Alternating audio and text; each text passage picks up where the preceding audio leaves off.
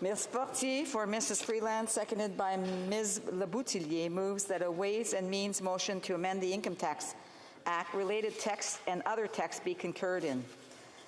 If a member of a recognized party present in the House wishes that motion, that the motion be carried or carried on division, or wishes to request a recorded division, I would invite them to rise and indicate it to the chair. The Honourable Parliamentary Secretary, Deputy House Leader. Thank you, Madam Speaker. I request a recorded division. Recorded division. Call in the members. Call in the members.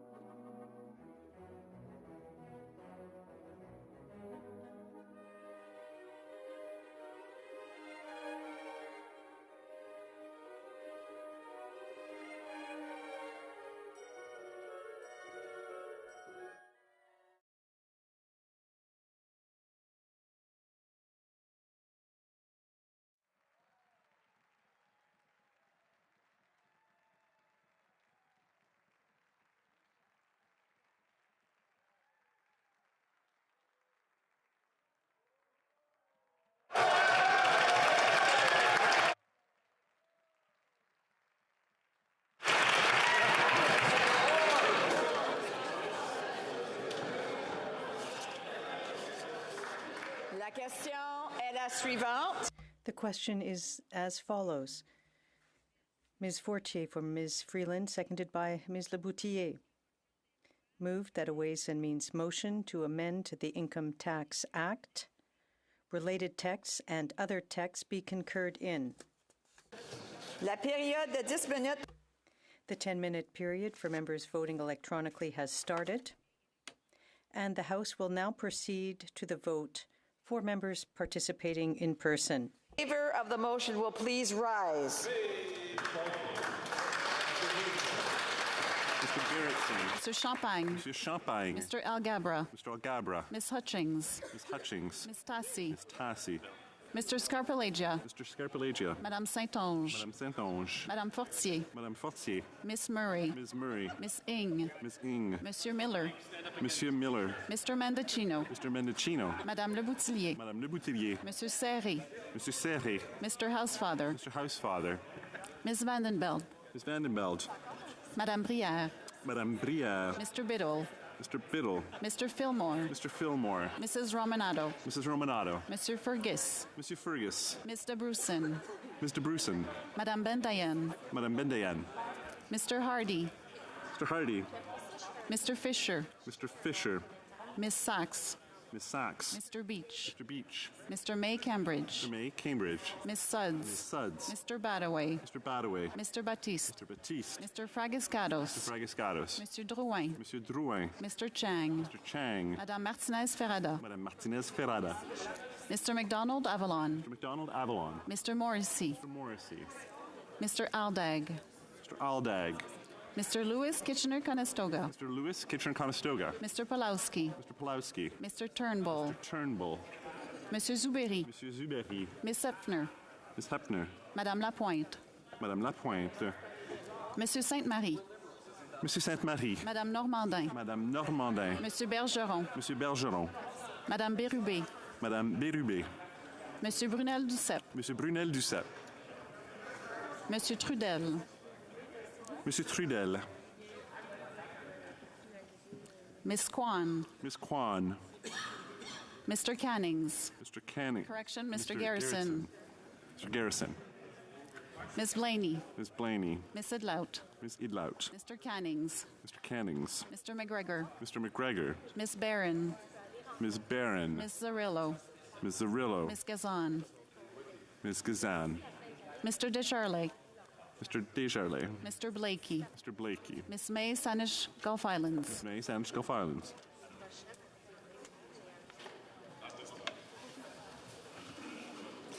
Que tous ceux qui s'opposent à la motion.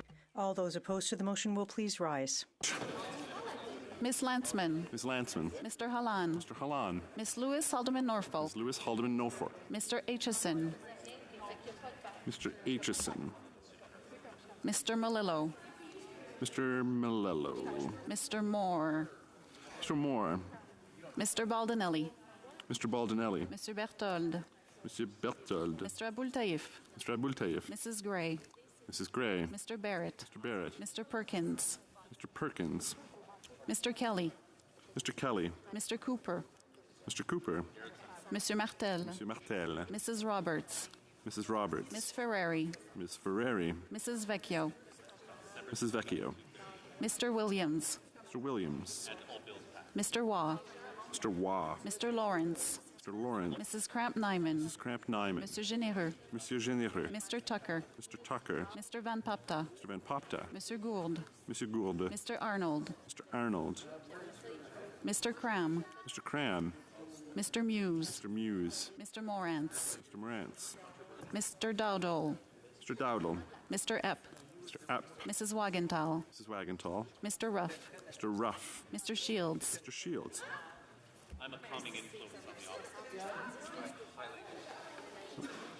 The House will now wait for the electronic voting period to end before resuming its proceedings.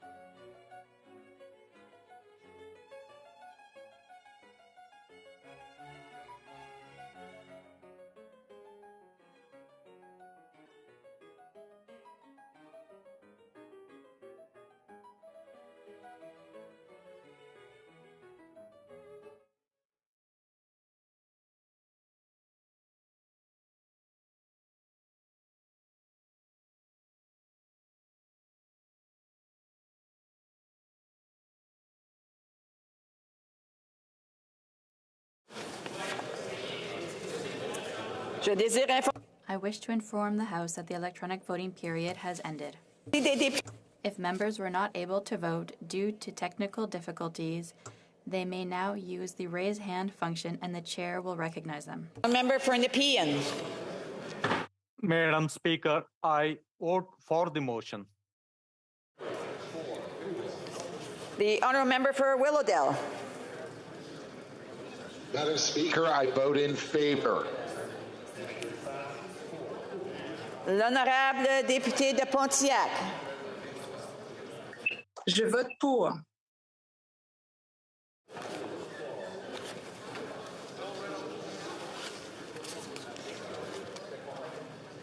Le bureau.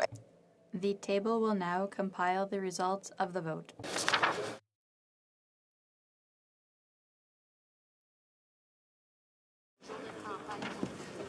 Yeas pour 207, 207. Nays contre 109, 109. I declare the motion carried.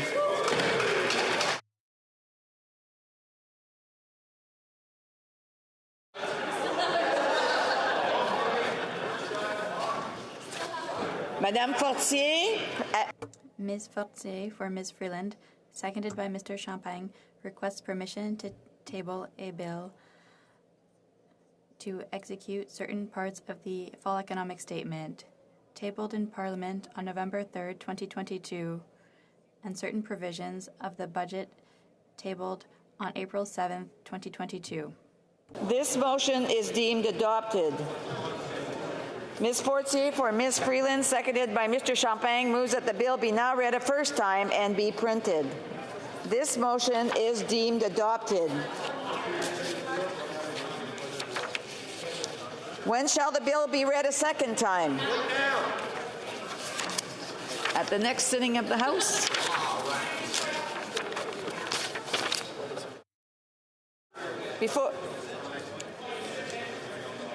Before I go to orders of the day, I would like members to maybe take their, not maybe, but I do want members to take their conversations outside.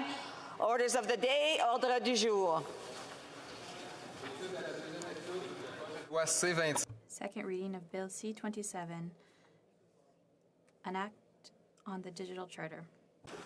Mr. Champagne, Mr. Champagne, seconded by Ms. Fortier, moves that Bill C-27, an act to enact the Consumer Privacy Protection Act, the Personal Information and Data Protection Tribunal Act, and the Artificial Intelligence and Data Act, and to make consequential and related amendments to other acts be now read a second time and referred to the Standing Committee on Industry and Technology. débat, l'honorable. The Honorable Minister of Innovation, Science, and Industry. Thank you, Madam Speaker. I'd like to thank my colleagues on the other side for their enthusiasm this morning, because I'm extremely proud, Madam Speaker, to talk to you today about Bill C-27 on implementing the Digital Charter of 2022. It's a bill that will help us to better protect our children in the digital age. I'm also proud because our government continues to show leadership in a constantly changing world. In 2019, we launched Canada's Digital Charter with 10 basic principles to increase confidence in the digital space. Today, Madam Speaker, we have these principles in an ambitious and exhaustive reform of Canada's privacy system, including stricter provisions for children. Furthermore, Bill C-27 recognizes that protecting personal information isn't enough. Canadians also deserve to know that they can trust innovative technology that shapes our economy and our society. With this bill, we will be one of the first countries in the world to create a framework for responsible use of artificial intelligence systems. Further prosper from the digital economy, we need to ensure that they have confidence and trust in the digital platforms. Confidence that our advantage in cutting-edge technology does not come at the price of privacy and safety. confidence that their personal information is protected, confidence that we are taking the extra steps to protect our children. Children interact with the digital world just like adults do, but our government believes that their privacy deserves special protections. And just as Canadians need to have confidence that new technologies are being developed and deployed responsibly, businesses need clear rules so that they can effectively deliver the products and services Canadians want and need. Madam Speaker, in today's digital economy, trust has never been more important. Chers collègues, comme vous le savez, Dear colleagues, as you know, Canada is a trading nation. We trade with other countries. Data is always crossing geographic borders. Economic activity is based more and more on the analysis and exchange of personal information data. It's also based on developing technologies like artificial intelligence that can be deployed anywhere in the world. Though these technologies can improve our quality of life and make our societies and our economies more intelligent and more green, we recognize that Canadians deserve for their personal information to be well protected, and we recognize that a responsible approach to artificial intelligence is necessary to build a more prosperous Canada. in the Digital Charter Implementation Act of 2022, Madam Speaker. So let me turn to some of the specifics. The bill introduces 3 key new pieces of legislation. The first is the Consumer Privacy Protection Act. It would replace Part 1 of the existing Personal Information Protection and Electronic Documents Act, as we other know in Canada as PIPEDA. The second is the Personal Information and Data Protection Tribunal Act, which would establish the Personal Information and Data Protection Tribunal as a key part of Canada's privacy enforcement regime. And third, this bill would introduce the Artificial Intelligence and Data Act, a new law, Madam Speaker, that sets a foundation for regulating the design, the development, and the deployment and operations of AI systems. It would also criminalize intentional acts to cause serious harms to individuals. Madam Speaker, our previous privacy legislation, PIPEDA, has served us well. For more than 20 years, businesses have relied on its principles to guide their use of personal information, even as technologies have changed dramatically. Canadians have been secure in the knowledge that their information has been protected. However, we know that there are significant room for improvement. The world is a very different place than it was 20 years ago. 20 years ago, Madam Speaker, you will recall, iPhones did not exist. Neither did Facebook, TikTok, and other social media. Those who are old enough in this room will recognize what I'm saying this morning. It is therefore urgent, Madam Speaker, that we update our laws to be in sync with the times. La quantité de données. The quantity of data that Canadians create and share every day has increased exponentially. In this context, our legislation should be adapted to the latest technologies and commercial practices. Canadians have told us many times that we need more power to enforce the law and more severe penalties for those who commit the most serious offenses. That's exactly what the Consumer Privacy Protection Act would do.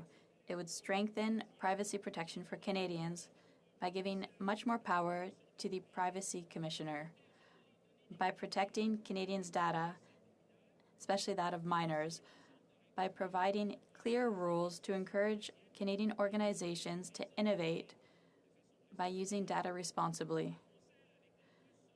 In coordination with the Personal Information and Data Protection Tribunal Act, there would be a new system to hold organizations responsible for the way they treat personal information. It would increase control and transparency when Canadians' personal information is handled by companies. It would give Canadians the freedom to delete their data as well as move their information from one organization to another in a secure manner.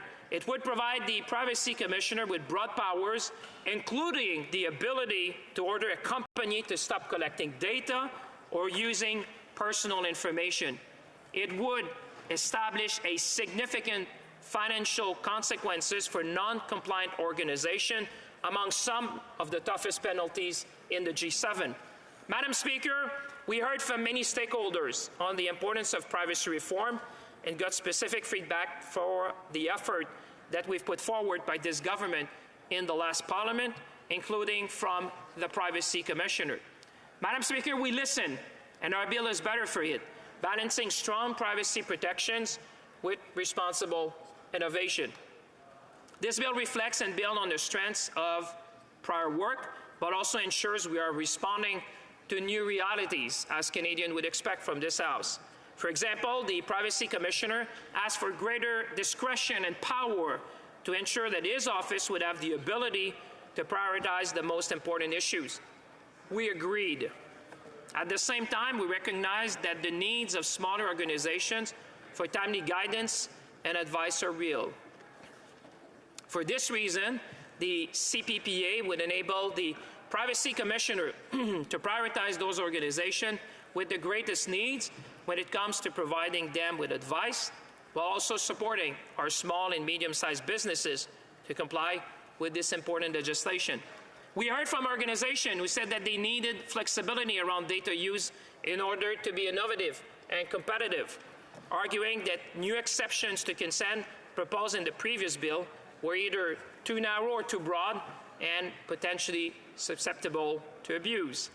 For this reason, Madam Speaker, the proposed new privacy law includes a new limited exception to consent for activities in which an organization has a legitimate interest. This new limited exception will include a strong backstop to ensure that organizations act responsibly. Let me be clear, Madam Speaker, this is a strongly enforced mechanism to allow for innovation within particular parameters. It is an approach similar to what is found in privacy laws in both the EU and Singapore, which are considered best in class. We also heard from many stakeholders, including esteemed colleagues here in this House, who urged us to go further when it came to the protection of children. You were right, as this is the section I am most proud of in this bill, Madam Speaker. This is why the new Privacy Protection Act would hold organizations to a higher standard when it comes to protecting personal information of minors. Specifically, it will define their information as sensitive, requiring a different level of assessment and protection from the companies that use such information. This will help determine whether a company reason for using personal information is appropriate, what type of consent they must seek, the strengths of safeguard that must be used to protect the information, and how long it can be kept. Finally, the bill would also give parents and minors more power over this information, including the ability to have it deleted. Madam Speaker, this bill is so much more, but I would urge every member in this House to seize the moment. You're suggesting I can go on. Was an error in the timing here that's on the screen. I believe the Honourable Minister had 20 minutes for his speech, so I don't mean to cut him off then. Well, Madam Speaker, you're so generous obviously my colleague would indulge if I can continue, because there's so much to be said. And I hear they're clapping, which makes me proud that colleagues have decided on a Friday to be able here to support and attend and listen. But I'll try to go faster, Madam Speaker, as I know that this House has many would like to hear from colleagues on that. Madame la Présidente. Madam Speaker, following the adoption of the Digital Charter of 2020, we heard from many people that we should recognize the growing role of algorithms. Beyond the use of personal information, protection of privacy is important for Canadians, and many want the government to go much further, Madam Speaker. In particular, stakeholders told us about the increasing use of artificial intelligence and how that transforms society and the economy. No need to tell you, Madam Speaker, that as a global leader in artificial intelligence, Canada has an opportunity to play a leading role on these important issues. Thanks to the Pan-Canadian Artificial Intelligence Strategy, Canada now has many researchers and companies that are leaders in this area throughout Canada and that have an influence in the world. Their work is essential for the growth and the creation of jobs here in Canada, but also for the products and services that consumers need. We want to continue to encourage their work. Artificial intelligence can contribute to stimulating the economy and increasing productivity in many industries. We know the huge potential that artificial intelligence can have to diagnose diseases or find treatments to a number of diseases, but we also know that it can cause harm and increase prejudice. So that's why we need to act quickly to set out our expectations for how these risks should be mitigated. To that end, the measures in the Consumer Privacy Protection Act are very important. So sorry. L'honorable député au... The honourable member will have 8 minutes remaining when we resume debate after question period, because now it is time for statements by members. Statements by members. L'honorable député... The honourable member for Sudbury. Today in my riding of Sudbury, education workers will be bravely standing up to the provincial Ford government to fight for their legal rights to collective bargaining guaranteed by the Charter of Rights and Freedoms. The Ford government's use of the notwithstanding clause is unconscionable. Instead of continuing to bargain with the union, the Ford government wanted to impose a 4-year contract on 55,000 education support workers, which includes prohibiting a strike during the life of the contract. And now they have proceeded with the use of the notwithstanding clause to prevent CUPE members from using the Charter to challenge the legislation in court. Education workers deserve our respect, and they deserve to be compensated fairly for the incredibly important work they do. And they have the right to negotiate their contracts and not have the Ford government impose one. The largest public school board in Northern Ontario has closed all schools today because they cannot operate without their valuable education workers. Madam Speaker, the Conservative Government of Ontario has demonstrated time and time again they do not have the backs of workers in Ontario. The honourable member for Saskatoon Grasswoods. Thank you very much, Madam Speaker. You know, a week ago I had the great pleasure of attending a very special celebration for an incredible woman at Preston Park 2 residence in Saskatoon. Ms. Sophie Foster, the longest living person in Saskatchewan, turned 108. Wow. Yes, 108. There was a century's worth of friends and family in attendance. The room was filled with smiles and laughter. Over her many years, Sophie has been a cornerstone of her community. She taught hundreds of students that volunteered as an English tutor for the international students students coming to Saskatchewan. In 2012, she received the Queen's Diamond Jubilee Medal in recognition of her volunteerism to her community. So today, I ask the entire House to join me in wishing Sophie, 108 years young, happy birthday. Happy birthday. The honourable member for Kingston and the Islands. Madam Speaker, I rise in solidarity with the tens of thousands of Ontarians protesting Doug Ford's blatant attack on their charter rights through the notwithstanding clause. Conservatives who are...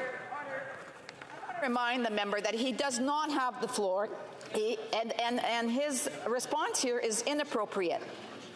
So I would just ask members to be respectful of those who have the floor. The honourable member of Kingston and the Islands. Madam Speaker, I rise in solidarity with the tens of thousands of Ontarians protesting Doug Ford's blatant attack on their charter rights through the notwithstanding clause. Conservatives who are heckling me should know that 9 premiers have existed in Ontario since the charter was adopted, and the availability of this last resort clause, which effectively strips those rights. Doug Ford is the only premier to have ever used it and has now done so twice. Even more egregious, Madam Speaker, is that this time he is doing so in a preemptive manner, unwilling to even allow the court to weigh in before using it. It happens to be CUPE's protest today, fighting for a fair wage for custodians, educational assistants, secretaries, early childhood educators, and librarians. However, this is a fight every Canadian should be invested in. A government willing to act in such a callous manner on a whim cannot be trusted with the safeguards of these rights. I encourage all members of this House to stand with those protesting today to preserve their charter rights in Canada. The honourable member for Victoria. Madam Speaker, the climate crisis is also a water crisis. From catastrophic flooding to the devastating impacts of Hurricane Fiona to unprecedented mass die-offs of salmon in BC streams, Canadians are feeling the impacts. Canada is already spending $1.9 billion each year on climate damages from extreme weather, and that number will only continue to grow. But there are solutions. A recent Canadian Climate Institute report shows us every dollar spent on adaptation now will save us $13 to $15 in the future. Investing in the health of our waters can build climate resilience, support job creation, advance reconciliation, and help ensure clean drinking water for all. We must create a truly independent Canada Water Agency and adequately resource the Freshwater Action Plan. Indigenous water rights must also be recognized and rooted in nation-to-nation relationships. Canadians care deeply about the health of our waters. It's time for federal leadership and meaningful investments to protect our most precious natural resource. Water is life. L'honorable député de Longueuil. The honourable member for Longueuil, Charles Lemoine. Madam Speaker, on Wednesday, I had the great pleasure of traveling to my riding to attend the Greater Longueuil Area Fire Department's Exemplary Service Medal presentation ceremony. It was an opportunity to recognize 58 firefighters in the Greater Longueuil area who have reached the milestone of 20, 30, and even 40 years of loyal service. Firefighting is an essential and dangerous job. Every day, firefighters put themselves at risk to ensure the safety of their fellow citizens and their communities. And, as we all know, the risks they face remain, even after the fire is out. Be at this very special ceremony to pay tribute to this exceptional group of firefighters, some I've known for many, many years and count as friends, and they've dedicated their lives to keeping our citizens and our communities safe. Je suis fière de rendre. I'm proud to pay tribute to these firefighters. Congratulations. The honourable member for Langley-Aldergrove. Madam Speaker, the film industry in British Columbia is world class. It is dominant in Canada, and it is picking up momentum thanks to the expansion of Martini Film Studios in my home of Langley. Last year, they bought a 30-acre site in the heart of our community, and this year they started construction on a 600,000-foot full-service production facility that will employ thousands of talented people and help drive our local and national economies. This takes leadership from the top, and that leadership was recognized with the Langley Chamber of Commerce awarding Miss Gemma Martini, CEO of the film studios, as Business Person of the Year. Congratulations, Gemma, on a job well done, a recognition duly earned, and a vision that sets British Columbia apart as a leader in the North America film industry. The honourable member for Cloverdale, Langley City. Thank you, Madam Speaker. Today I'd like to recognize 4 women of distinction from Cloverdale, Langley City. The first woman to mention is Anita Huberman, CEO with the Surrey Board of Trade. In her 29th year with the organization, Anita has done tremendous work in building and promoting the city of Surrey as a destination where people can find great paying jobs while raising their families. Another woman I'd like to recognize is Shannon Todd Booth, Executive Director of the Langley Hospice Society. I've known Shannon for over 20 years and can attest to her community involvement across the nonprofit sectors. Shannon and her team at the Langley Hospice Society are to be commended for the new hospice in Langley, allowing residents to live well right to the end. I want to also mention Kelly Sears, President of the Wasaya Métis Society. In this role, Kelly serves local Métis people in the Langley and White Rock area and helps protect, promote, and enhance the status of Métis membership in our region. Lastly, I'd like to recognize Ursula Maxwell-Lewis, who served the Cloverdale community as an award-winning journalist. She runs a travel blog sharing stories from around the world and is involved with many nonprofits in our community, including the Surrey International Writers Conference. I want to thank these women who make our community a better place for all. Thank you, Madam Speaker. L'honorable député de Pierrefonds-Dollard. The honourable member for Pierrefonds-Dollard. This Remembrance Day across our great country Canadians will remember the men and women who served and continue to serve in times of peace, crisis, and war. La semaine dernière, un incendie a détruit. Last week, a fire destroyed the Legion in my riding. The Legion was founded in 1957. Were lost. The Legion's original charter, signed by Queen Elizabeth II, a restored World War I rifle, paintings, photographs, and more. Legions are part of our country's social fabric. They help bind us. On November 11, we'll pay tribute to our fallen soldiers. I also want to personally honor the memory of my maternal grandparents, Anthony Thorman and Judy Von Stevenson, who served Canada during World War II. J'apprécie le sacrifice en tant. As someone who served in the Canadian Reserve for 5 years, I both understand and admire their sacrifices. N'oublions jamais. Let us never forget their sacrifice and service. Let us remember. Edmonton Manning. Madam Speaker, Conservatives put the Canadian people first, protecting their savings, their paychecks, their homes, and their country. The immigration system is broken. The Liberals must know that after years of their mismanagement and backlogs. It is time for an immigration system that works. Doctors and nurses who dream of coming to Canada should not be denied work just because they come from another country. Working with provinces will fix the broken foreign credential recognition system. Immigrants applying to work in their profession should get an answer within 60 days. As Canada faces a labor shortage crisis, we need new ideas that empower workers, fill in our workforce gap. Liberals' red tape and bureaucracy should not stand in their way. Thank you, Madam Speaker. The honourable member for Milton. Madam Speaker, workers' rights are human rights, and the right to collectively bargain is a fundamental pillar of workers' rights here in Canada. Unions across this nation protect workers and ensure better outcomes for them, their families, and the people they support in schools, hospitals, factories, and work sites across Canada. Education is absolutely essential, perhaps the most important public investment, and we have not seen investments in public education or for the workers that support it as a priority from Doug Ford in over 4 years. Shame. What Doug Ford's Conservative government is doing is an absolute travesty. Workers have the right to negotiate, and stripping that right away is wrong. Preemptively including the notwithstanding clause into legislation is a direct threat to the fundamental rights we are all fortunate enough to take for granted, and this is not what the notwithstanding clause is meant to be used for. It's a clear violation and an abuse of the trust that we give to elected people in this country. Support workers are vital, and they're a vital part of the education system, and they're some of the most essential at the same time, and they're some of the most underpaid workers. They deserve better. I stand in solidarity with CUPE, ETFO, OSSTF, OPSU, and all workers in the education sector who deserve better from Doug Ford's Conservatives. The honourable member for Montmagny-Lilley, Kamouraska, Rivière-du-Loup. Madam Speaker, inflation is at a record high, the highest it's been in 40 years. This week, the price of butter that we usually find on the tables of Canadian families is $8.29 a pound. $8.29. It's basically become a luxury product. More and more parents are having to make heartbreaking choices, or worse, skipping meals in order to feed their children. 1.5 million Canadians visited food banks in a single month, Madam Speaker. That is the sad reality. Not to mention the ever-increasing prices of housing, heating, and transportation. The inflation that we are currently experiencing is the result of this government's out-of-control spending habits. For years, the pocketbooks have been wide open, the credit cards are being maxed out. There has been no restraint and no foresight.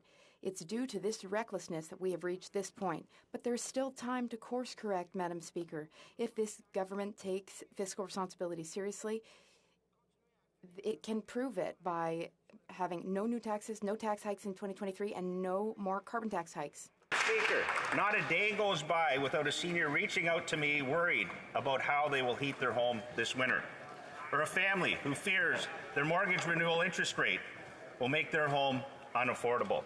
The cost of groceries is out of control for everyone. Trucking companies cannot get workers, and the bottom lines are being busted by the carbon tax. Have a carbon tax rebate, they've told them, even though everyone knows it doesn't come close to covering the cost. Service and hospitality sectors are cutting hours because they have no workers. We're not fully over the baby formula shortage, and now we have a shortage of children's medicine. There are so many serious challenges here right now in our country.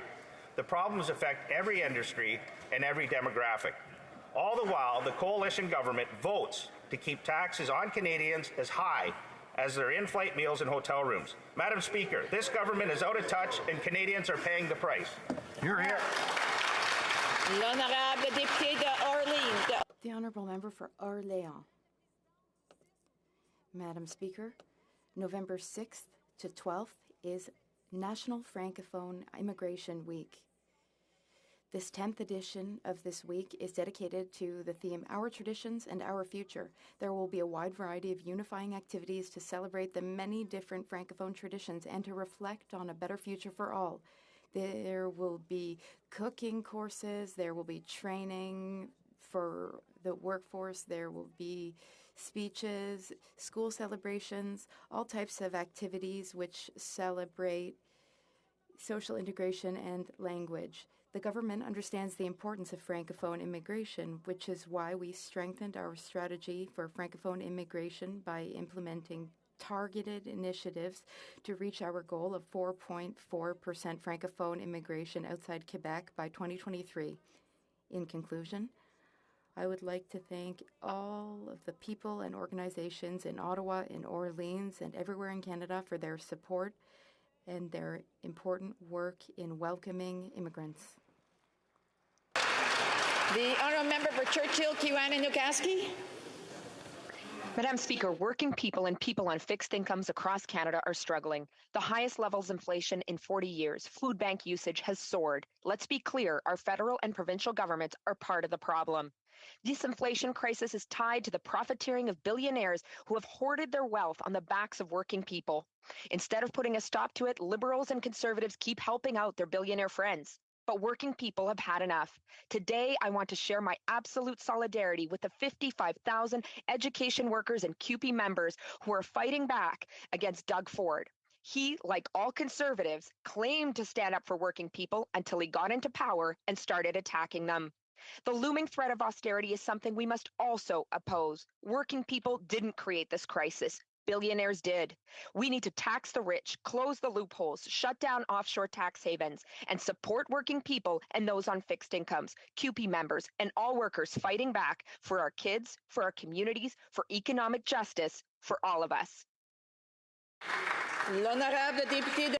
The Honourable Member for Beauport, Côte-de-Beaupré, Île d'Orléans, Charlevoix. Madam Speaker, in adversity, we see our true allies. I can tell you that the Mains de l'Espoir, Hands of Hope organization in Charlevoix and its volunteers are unwavering allies when the storm that is cancer hits.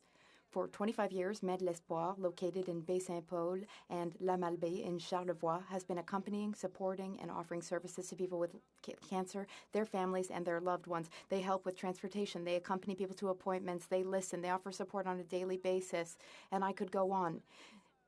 The gist of it is that they're always there to support. The true meaning of gentleness, love, resilience, and hope exists because of them. Non-profit organizations like Hands of Hope that are funded through donations from the public can be counted by the dozens. And they are multiplying these organizations because the federal government has been impoverishing Quebec's healthcare system and the province's healthcare systems for years. So Hands of Hope compensates. Francine, Anne, Eveline, Nicolas, Maryse, and Isabelle, all the volunteers of Hands of Hope, on behalf of myself and the Bloc Québécois, we want to thank you. The Honourable Member for Niagara Falls. Speaker, the residents in my riding of Niagara Falls are suffering under 40-year high inflation caused by this government's reckless policies. While the Liberals make more false promises for a better tomorrow to distract us from the issues of today, none of the problems they have created, which Canadians now face, are getting fixed. Immigration applications are jammed. Passport applications are delayed. New Nexus applications have stalled. Despite a record number of federal workers, nothing seems to work anymore. This government has wasted $54 million on the ArriveCan app and can't tell us who got rich. This government paid out bonuses to Destination Canada executives when the tourism industry is desperate to recover. And they spent $400 million on random testing at the borders when medical experts said this policy was no longer needed. Speaker, Canadians deserve better. When will this federal government clean up their mess, fix their broken programs, and put the service back in the public service? Yeah. The honourable member for Cambridge. Thank you, Madam Speaker. This week, Canadians will be reflecting on the bravery and heroism of veterans and servicemen and women at Remembrance Day ceremonies across the nation. In my riding of Cambridge, Remembrance Day activities will be held at cenotaphs in Galt, Preston, and Ayr, where veterans, members of the armed forces, and local Legion members will join our community to honour those who have served our nation. It is also a time to reflect on the work of historians, artists, and educators who have devoted their craft to memorializing our military history. This year marks the 150th anniversary of the birth of John McCrae, whose poem In Flanders Fields is a national symbol of the sacrifices made during the First World War. Dave Sofa was a talented Cambridge artist and patriot who painted the Portraits of Honour, a work commemorating the Canadian peacekeepers and deployed soldiers who fought for peace abroad and made the ultimate sacrifice. This year, we mourn his passing and reflect on his work and legacy in representing Canadian sacrifice and duty. Madam Speaker, please join me in I'm sorry.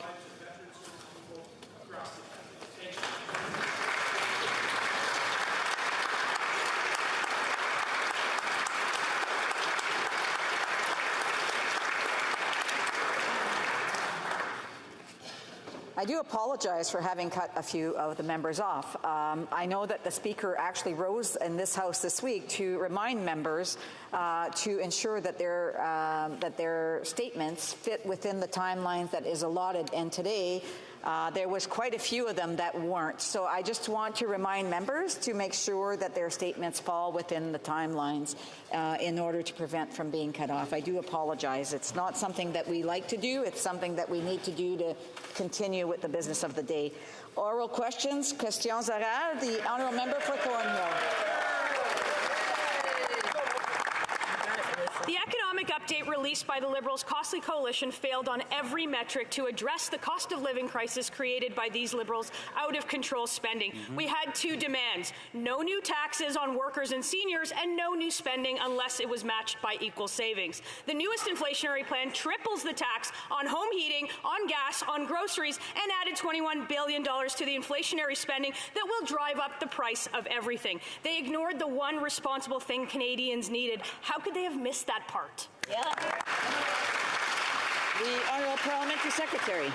Madam Speaker, global inflation is impacting the world's economies, but Canada's strong fiscal position is helping us make sure that life is more affordable and that we're growing an economy that works for everyone.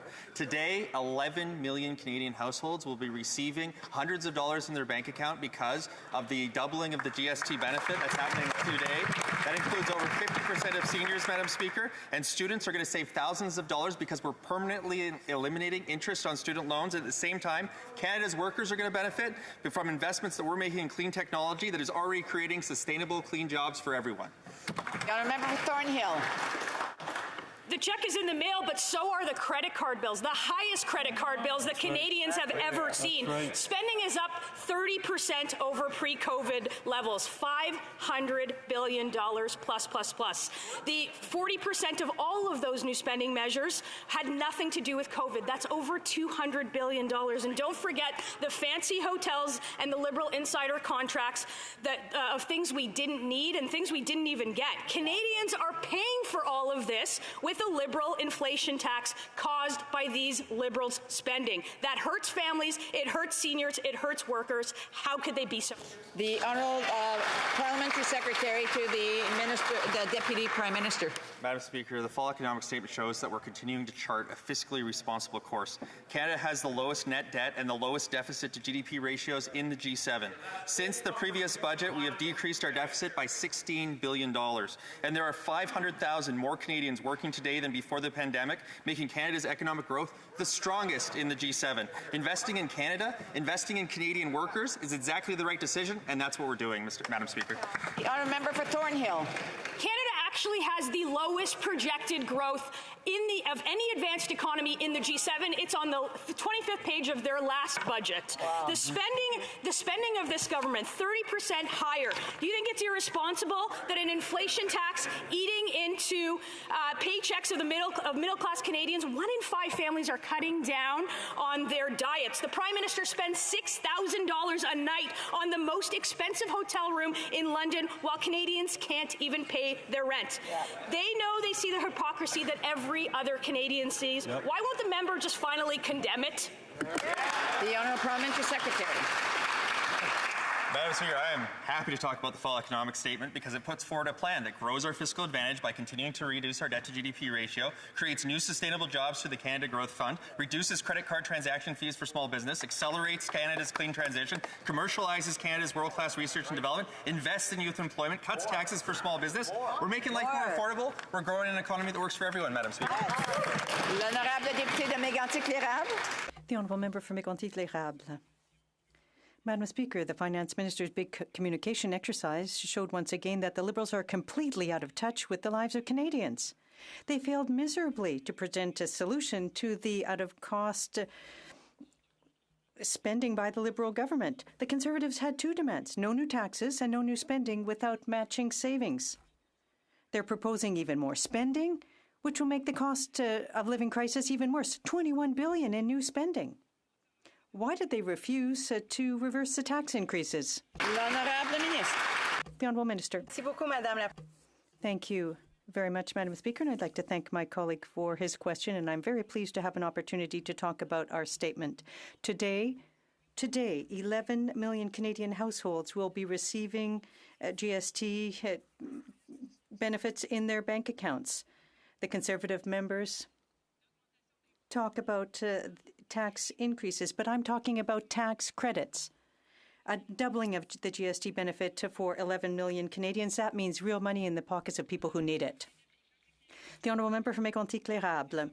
The reality, Madam Speaker, is that there is a check in the mail and a higher credit card cost, and it's higher than people have seen in years in Canada. Why is that? Because this inflationary spending means that the cost of everything is going up. It costs more for gas, to buy food, to heat our homes, Madam Speaker.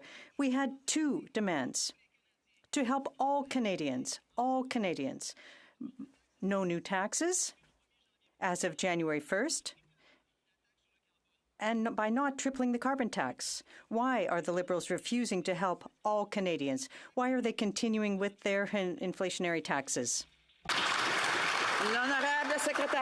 The Honourable Parliamentary Secretary. Thank you very much, Madam Speaker.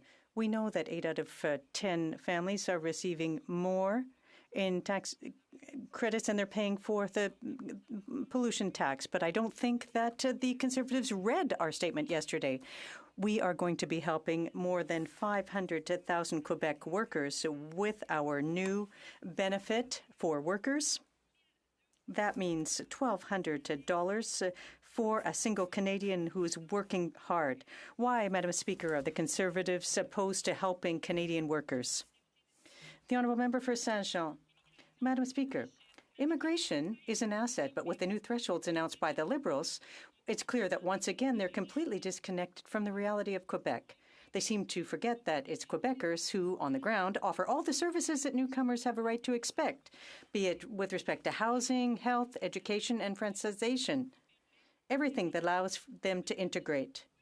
Madam Speaker, why are the Liberals so anxious for Quebec to either exceed its capacity to integrate or for it to lose its political weight? The Honourable Parliamentary Secretary to the Minister of Immigration, Refugees and Citizenship. Madam Speaker, if Quebec wants to bring in more Francophone immigrants, we're here to help them. If Quebec wants to help offset the labour shortages, we're here to support the province. If Quebec wants more, we're always there to help them. But, Madam Speaker, Quebec has all of the tools it needs to bring in more Francophone immigrants, to help communities to grow and to protect French. We're going to continue to be there to ensure that there are more immigrants in Quebec. The Honourable Member for Saint-Jean. Madam Speaker, the problem is that the federal government doesn't listen to what Quebec wants. It throws out a figure, 500,000 immigrants, and they think that they've played their role. But immigration isn't just a number. It's about meeting people's needs. The federal government is unable to do its fair share of funding housing and health care. It's unable to process permanent residency and citizens' applications within a century and a half. It was unable to provide or print a photo with photo ID for passports. So the federal machine is broken. Can't the federal government start by fixing the machine before they add another 500,000 people? The Honourable Parliamentary Secretary. Madam Speaker, as the member opposite knows full well, the Canada-Quebec Agreement gives the province the exclusive authority for selecting the majority of their immigrants. We've always respected Quebec's jurisdiction in terms of immigration, and we will always work in close cooperation with them to support their objectives, to welcome the immigrants that they need to ensure that French remains vital and companies have their workers. The Honourable Member for Rosemont-la-Patrie. Madam Speaker, in the NDP, we know that the government has to be there to help people, especially when times are tough. Families across the country are having difficulties. Everything's more expensive because of the greed of the government, and people are waiting hours before they get access to health care in the hospitals. The Liberals say we're going to a recession, but they haven't fixed the employment insurance system. Times are tough, and Liberals aren't doing enough. Why are the Liberals turning their backs on Canadians in need? The Honourable Parliamentary Secretary to the Minister. Madam Speaker, we're here for vulnerable Canadians. In yesterday's economic statement, we detailed several measures, including the doubling of the GST benefit that will benefit 11 million Canadian families today.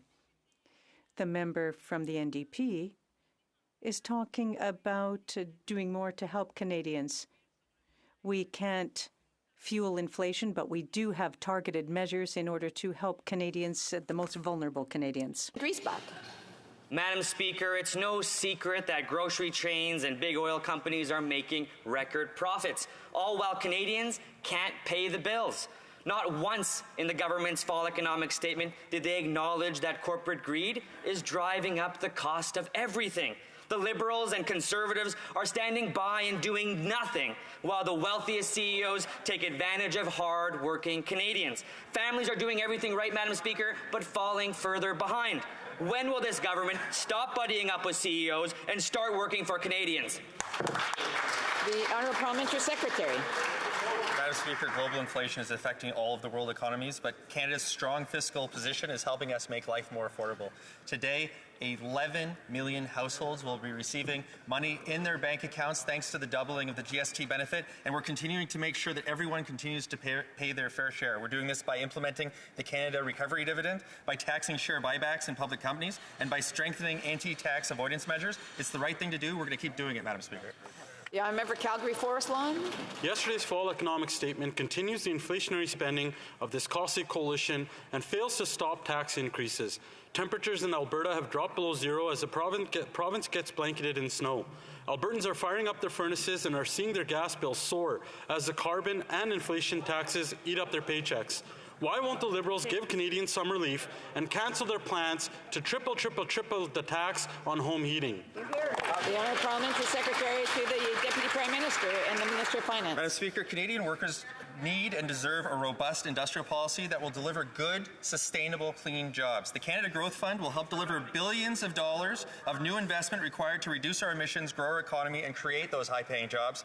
We are replacing inefficient fossil fuel subsidies with major investment credits for clean technologies and clean hydrogen. We are creating the Sustainable Jobs Training Centre to help Canada's unions ensure that Canada's workforce is ready to prosper in our growing clean economy. A member of Calgary Forest Lawn. Madam Speaker, the Liberals are also hiding the fact that they're going to hit workers with a second carbon tax by the end of this winter. That's going to cost them an extra $1,300. And inflationary spending, the Liberal inflation tax and their carbon tax are increasing the cost of essentials while sending more Canadians to the food bank. While the costly coalition attacks Canada's energy sector, workers, seniors, and families are paying that price. Why won't the Liberals give Canadians relief and cancel their plans to triple the taxes on home heating? Honourable Parliamentary Secretary to the Minister of Environment and Climate Change. Thank you, Madam Speaker. And Madam Speaker, we know there's an affordability challenge across the country, Madam Speaker, and that's why my residents were so happy that the Finance Minister introduced a number of measures to address the affordability challenge. And Madam Speaker, speaking of affordability, that's why it's so important that the Climate Action Incentive puts more money in people's pockets. 8 out of 10 families will benefit. And in fact, in the member's home province, that's going to mean $1,100 up to $1,100 for a family of 4, Mr. Speaker. We're delivering on affordability and we're fighting climate. The Honourable Member of Kelowna Lake Country. Thank you, Madam Speaker. Well, the feedback from my community on the fall economic statement was not positive. Yesterday, including someone who asked how long they will have to wait for this nightmare to end, and another saying that the Liberals have a boot in our back. On this side of the House, we have been calling on the government continually to stop their inflationary tax increases, and of course we've seen that this is not what the government is doing.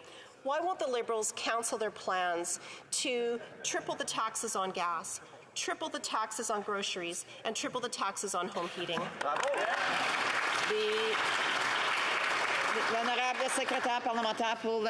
The Honourable Parliamentary Secretary. Thank you, Madam Speaker, and I won't get into the various ways that the member has her information wrong. Rather, I would like to talk about the fall economic statement of yesterday, which will help Canadian workers in particular, which will help students who will see an elimination of the interest on their loans, that will help families that are having difficulty buying groceries, that are seeing the cost of things rise due to the global inflation that Canada is not sheltered from. We have a real plan to support Canadians. L'Honorable Député de Kelowna Lake Country. The Honourable Member for Kelowna Lake Country. Well, if you listen to the Liberals, you would think that Canadians have never had it so good. And they always list off all these new benefits that they've created for people. Well, who pays for those benefits? People pay for it out of taxes.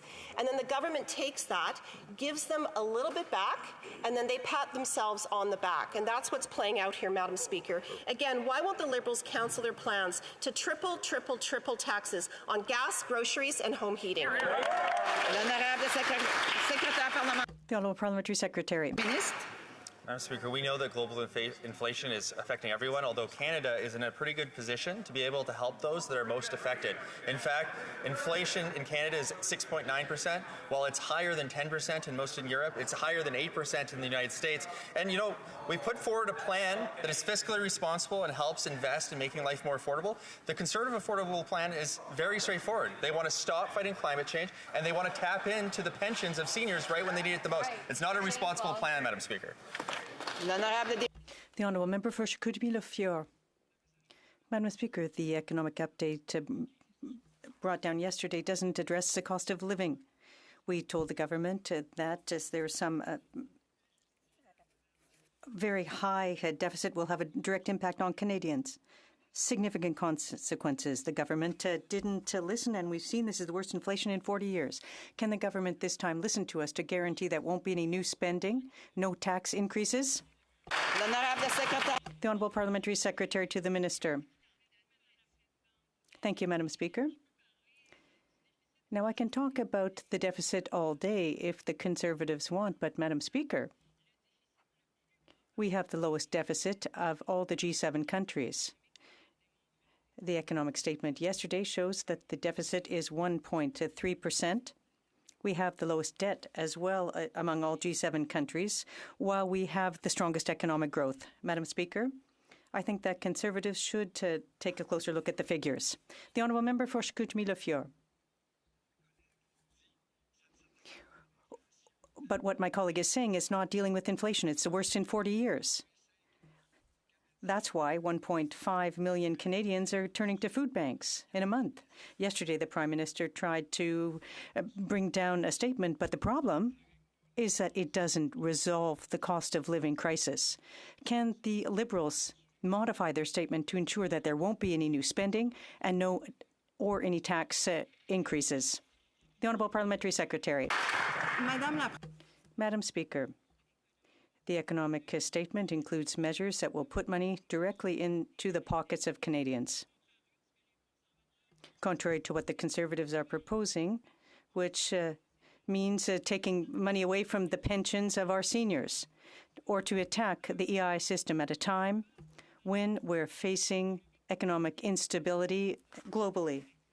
That is irresponsible. We are here for Canadians, Madam Speaker.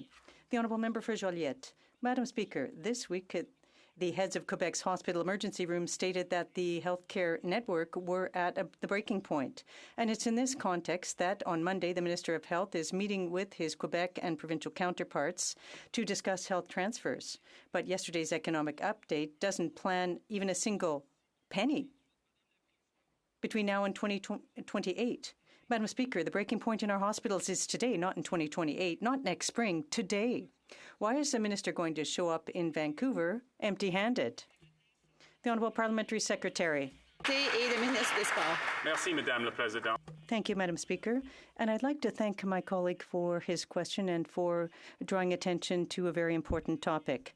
Canadians expect us to work in cooperation with the provinces and territories to find solutions to the challenges our public healthcare system is facing. Our government will continue to support our investments of $72 billion, and we will be focusing on the transfer in addition to additional increases. The Honourable Member for Joliette. Well, thank you, Madam Speaker, but if this is very important, the Minister of Finance is the one that should be sent to Vancouver on Monday to meet with the Ministers of Health, because she's the one who controls the purse strings. But she's already decided in her economic update that there won't be any increases to the health transfer in the short term. The Minister of Health, on the other hand, doesn't control health transfers. So finally on Monday, at the meeting of the ministers, is the federal government just going there to impose conditions? The Honourable Parliamentary Secretary. Merci, Madame la Présidente. Thank you, Madam Speaker. That's not right. There are investments in dental care, and members in this House voted against that. The Minister of Health will be meeting with provincial and territorial counterparts next week to discuss how we will continue to work together to resolve the crisis of healthcare workers and to improve access to family health care services across the country, among other issues. Thank you, Madam Speaker. Peterborough South. Madam Speaker, $20 billion of inflationary spending, massive tax hikes on everyday essentials, continued high inflation, a potential economic slowdown, all of this in one fiscal update. Are the Liberals aware of how badly they're failing? The Honourable Parliamentary Secretary to the Minister of Finance. The economic statement puts forward a plan that leverages our strong fiscal position while lowering our deficit by $16 billion. It also modernizes Canada's research facilities, strengthens Canada's anti-avoidance tax measures, makes life and housing more affordable while eliminating inefficient fossil fuel subsidies. Instead, we're investing in clean, sustainable jobs of the future that Canadian workers are going to help us all make happen. This is what it means to have a strong environment and a strong economy working hand in hand, and that's exactly what we're doing, Madam Speaker. The Honourable Member for Northumberland, Peterborough South. If only Canadians could eat that word salad. It has been observed that Liberals define compassion by how many people government helps. Conservatives define compassion by how many people government doesn't have to help. It seems like this Liberal government is intent on making everyone dependent on this government. Will this Liberal government finally show a little fiscal discipline, a little compassion, and relent on their tax hikes and let Canadians live their lives? The Honourable Parliamentary Secretary. Madam Speaker, our government has focused for the last 7 years on reducing poverty, and because of that, millions of Canadians have been lifted out of poverty. That includes children, that includes seniors. In fact, our legislative agenda this session is focused on compassion. It's making sure that kids under the age of 12 can get the dental care that they need. It's making sure that 11 million Canadian households get hundreds of dollars to help deal with the cost of living, because although inflation is a global phenomenon, Canada's in a good position to deal with it, so we're going to be there to help people instead of ignoring them like the Conservatives. The Honourable Member for Haldimand, Norfolk. Madam Speaker, the fall economic statement is gets a failing grade. The House is burning down, and rather than the Liberals pouring water on the fire, they're pouring fuel on the flame. Spending is out of control, and it has led to inflation. 1.5 million Canadians have gone to the food bank last month, yet the Liberals still plan to triple their tax on groceries, home heating, and fuel. Will the Liberals cancel their plan to triple the tax on home heating, groceries, and fuel? The Honourable Parliamentary Secretary. Speaker, as I've said before, Canadian households receive more money back in the credit than they pay on the price on pollution. And if the Conservatives were so concerned about helping Canadians through this winter, they would not have waited 30 seconds before saying that they were planning on voting against the fall economic statement and the measures that contained therein. We will be helping Canadian workers with money that will arrive in their pockets in the next few months. We're going to be helping Canadian families through the Canada Child Benefit. Madam Speaker, we are there for Canadians, and the Conservatives continue to vote. Honourable Member for Haldimand Norfolk. Thank you, Madam Speaker. Canadians know that this tax and spend Liberal government is not giving them back more money than they're taking from them. This government's carbon tax scheme will force millions of Canadians across this country to choose between heating their homes and eating food this winter. The carbon tax has failed to reduce emissions, and it is not protecting the environment. It is not an environmental plan. It is a tax plan. Is this government going to wait until people can't heat their homes this winter to finally cancel their plan to increase the taxes on fuel? Honourable Parliamentary Secretary. Madam Speaker, last week the Conservatives voted against our proposal to subsidize dental care for Canadian children. Last week the Conservatives voted against a one-time payment to Canadians who are having trouble paying the rent. And today they are attacking the measures that will support vulnerable Canadians once again. How is it that the Conservatives think that they can fool Canadians into believing that they care about them or their families? The honourable member for Winnipeg Centre. Thank you, Madam. Seniors were blindsided to learn that Lions Place, a non-profit seniors housing complex in my riding, was put up for sale, and they're worried that a for-profit buyer could increase the rents, pricing them out of their homes. All residents are calling for is a 90-day delay of the sale so that all levels of government can come to an agreement to protect this affordable housing community. Will the Liberals intervene to ensure that seniors living at Lions Place do not lose their homes? The Honourable Parliamentary Secretary to the Minister of Health. Thank you very much, Madam Speaker. And I want to take a moment to thank the member for the question. And this is an issue that is very, very important to those of us on this side of the House, and I would be pleased to have a sidebar conversation with the member about this exact case so that we can make sure that we can solve this issue that's important to that member. Thank you, Madam Speaker. The honourable member for Churchill, Kiwanis-Nukaski. Madam Speaker, yesterday I did what Canadians expect of us. Media reported on a loophole billionaires like the Irvings have relied on for 50 years to get out of paying their taxes. So we in the NDP moved to immediately call on this government to close it. And then Liberals and Conservatives did what Canadians expect from them. They worked together to protect their billionaire buddies, not even letting me read the motion. So let's be clear. Every dollar billionaires cheat the system out of is a dollar withheld from Canadian workers and Canadian families for the services they need. Why are the Liberals okay with this? Our Parliamentary Secretary. Madam Speaker, the member knows very well that I cannot comment on specific cases. But what I can say is that our entire social safety net depends on the principle of tax fairness and people paying their fair share. That's why this government, since 2015, has invested $1 billion to counter tax avoidance, and we will continue to do that, and it is yielding results. Just in response to the Panama Papers, which I know the member has raised before, there have been 900 individuals identified as subjects of concern by the CRA.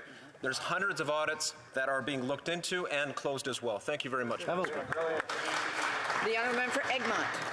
Madam Speaker, Canadians all across eastern Canada are still living with the devastating impacts from Hurricane Fiona. Rural communities in particular were hit hard.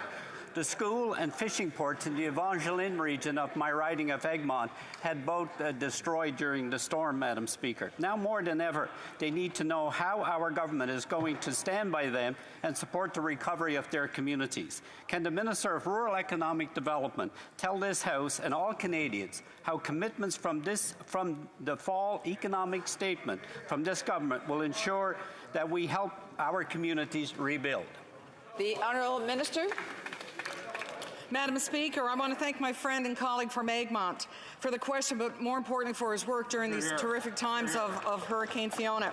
The heartbreaking images that we've all seen from Hurricane Fiona, even though they may not be on the national news, they're burned in our hearts forever. And I want to assure everyone impacted that we are there to help them get back on their feet and on the road to recovery. We know it's a long road to recovery, and I was delighted in the fall economic statement to see the Deputy Prime Minister commit an additional $1 billion to the Disaster Financial Assistance Agreement with the provinces. Madam Speaker, I want to assure everyone impacted by this, we are with them every step of the Honourable Member for Peterborough South, Peterborough Kawartha. Many Canadian children will not make it to their 18th birthday. Canada ranks 35 out of 38 in teen mental health and suicide. Do you know how many times the word mental health was mentioned in the federal economic statement? 3. Do you know what contributes to the worsening of mental health? Having to choose between heating and eating. That stress is downloaded to our children. Will the Liberals show some leadership and compassion and stop the planned tax hike on gas, groceries, and heating? Good job. The Honourable Parliamentary Secretary to the Minister of... the Honourable Parliamentary Secretary. Thank you, Madam Speaker, and I want to thank the member for her question. But, Madam Speaker, this government since 2015 has been committed to Canadian children and families. That is why this government implemented the CCB, and rather than cut like Conservatives did and cut checks to rich, wealthy Canadians, we put a plan in place that continues in today. We've listed 450,000 children out of poverty, 1.3 million families. Madam Speaker, we will be there for children and their families. Thank you. The Honourable Member Peterborough Kawartha. That is insulting. The 2020 UNICEF report, we are 35 out of 38. If that doesn't discuss these Liberals on teen mental health and suicide, shame on you. Shame on you. Credit card debt is sitting at $2,100. Canadians have admitted to maxing out their credit cards. What are they going to do now? This is not a luxury to heat your home and pay for food. Will they show leadership, compassion, and stop their planned triple of tax hikes on gas, heating, and groceries? L'honorable secrétaire parlementaire. Madam Speaker, I'm very upset about what has just happened in this House. It could only take a Conservative to ask 2 questions on mental health and then somehow make it about taxes or the price on pollution, Madam Speaker. Mental health is a serious... Order. I'm sure that the Honourable Member had the opportunity to ask a question, and I'm sure that all members would want to hear the answer. The Honourable Parliamentary Secretary from the top. Madam Speaker, while the Conservatives heckle at how disgusting it is for me to be standing here, I think it is disgusting to convert a question on the mental health of our young people into some kind of triple gimmick. Madam Speaker, this is a serious issue. We care about the mental health of Canadians, and we will be there for them, and we won't make it a partisan issue. The Honourable Member for Montmagny-Lisle, Kamouraska, Rivière-du-Loup. Madam Speaker, everything costs more. Food prices have risen by more than 10%. House prices have doubled since this Prime Minister took office. Diesel is now over $2.50 a litre. In Quebec, instead of helping families, this government wants to take more from workers' paychecks. All we're asking is for the government to not raise taxes. Will they do that in 2023? The Honourable Parliamentary Secretary. Madam Speaker, it's my pleasure to continue to answer questions on the fall economic statement from yesterday. Today, Statistics Canada published new numbers that I'd like to share with this House. Canadians have created over 100,000 jobs in October. Salaries, Canadians' salaries have also increased by about 7%, and that salaries have been going up for many consecutive months. We're ensuring good, well-paying jobs for our citizens. The Honourable Member for Montmagny, Liselec, Kamouraska, Rivière-du-Loup. Madam Speaker, we're not living in the same world. Families are struggling and increasingly relying on credit cards to keep their heads above water and meet their basic needs. A recent Equifax survey shows that average credit card balances are at an all-time high in Canada. More than half of Canadians surveyed are concerned about their personal debt levels. They need a chance to catch their breath. Madam Speaker, will the Prime Minister listen to them and cancel the planned tax hikes in 2023? The Honourable Parliamentary Secretary to the Minister of Tourism. Madam Speaker, I agree with my Conservative colleague on one thing. Canadian households are struggling now. They have a hard time making ends meet, and that's why I don't understand why the Conservatives continue to vote against measures designed to address these Canadians. Madam Speaker, last week, a number of times, there were direct payments to Canadians that the Conservatives refused, and yesterday we put forward more measures. Today, 11 million Canadian households will receive a doubled GST credit, and that's important. The Honourable Member for Repentigny. This year, Canada approved the Baie du Nord oil project, and we found out that the Prime Minister will not be attending COP27 in Egypt on climate change. But it's not because he doesn't like to travel. This month alone, he is going to Cambodia, Indonesia, Thailand, and Tunisia. These are all important trips, but climate change that the other heads of state are going to address at COP27 is certainly important too. Why is he not going to COP? Is it because he is ashamed of his environmental record? The Honourable Parliamentary Secretary to the Minister of Environment and Climate Change. Madam Speaker, and we will be going to COP27 with our heads held high, a large delegation from Canada. Madam Speaker, $100 billion have been invested in climate change and building the new economy since 2015. $9.1 billion in our emissions reduction plan. Madam Speaker, that's being invested in electric vehicles, retrofitting homes and buildings, a clean electricity grid, and yes, Madam Speaker, reducing oil and gas emissions. Madam Speaker, we have a great plan, an action plan, and it's something that we will be taking to COP27. Well done. The Honourable Member for Repentigny. Those are nice numbers, Madam Speaker, but Joe Biden will be present at COP27. So will Emmanuel Macron. The Prime Minister could even have taken the opportunity to meet his new UK counterpart, Mr. Sunak, in person for the first time. It's simple. More than 100 heads of state are expected to attend COP, including all of Canada's major allies, but not the Prime Minister. What's more important than going to the COP to talk about fighting climate change? Is there a Tim Hortons to open somewhere? L'honorable secrétaire parlementaire. Madam Speaker, as I mentioned previously, we are going to COP27 with one of the largest delegations to an international meeting in our history, Madam Speaker. And Madam Speaker, we are going with our ambitious climate change and economic plan that will be enhanced by the fall economic statement that was announced yesterday, a growth fund, Madam Speaker, that is going to take us to new levels with clean technology, a $26 billion market, Madam Speaker, and we are going to catch that wave, Madam Speaker, and we are going to be in Egypt in full force. Thank you, Madam Speaker. For Edmonton Manning. Madam Speaker, government revenues have increased by $40.1 billion this year. This is not an economic growth. This is more taxes for Canadians on top of the increasing costs for essentials such as gas, groceries, and home heating.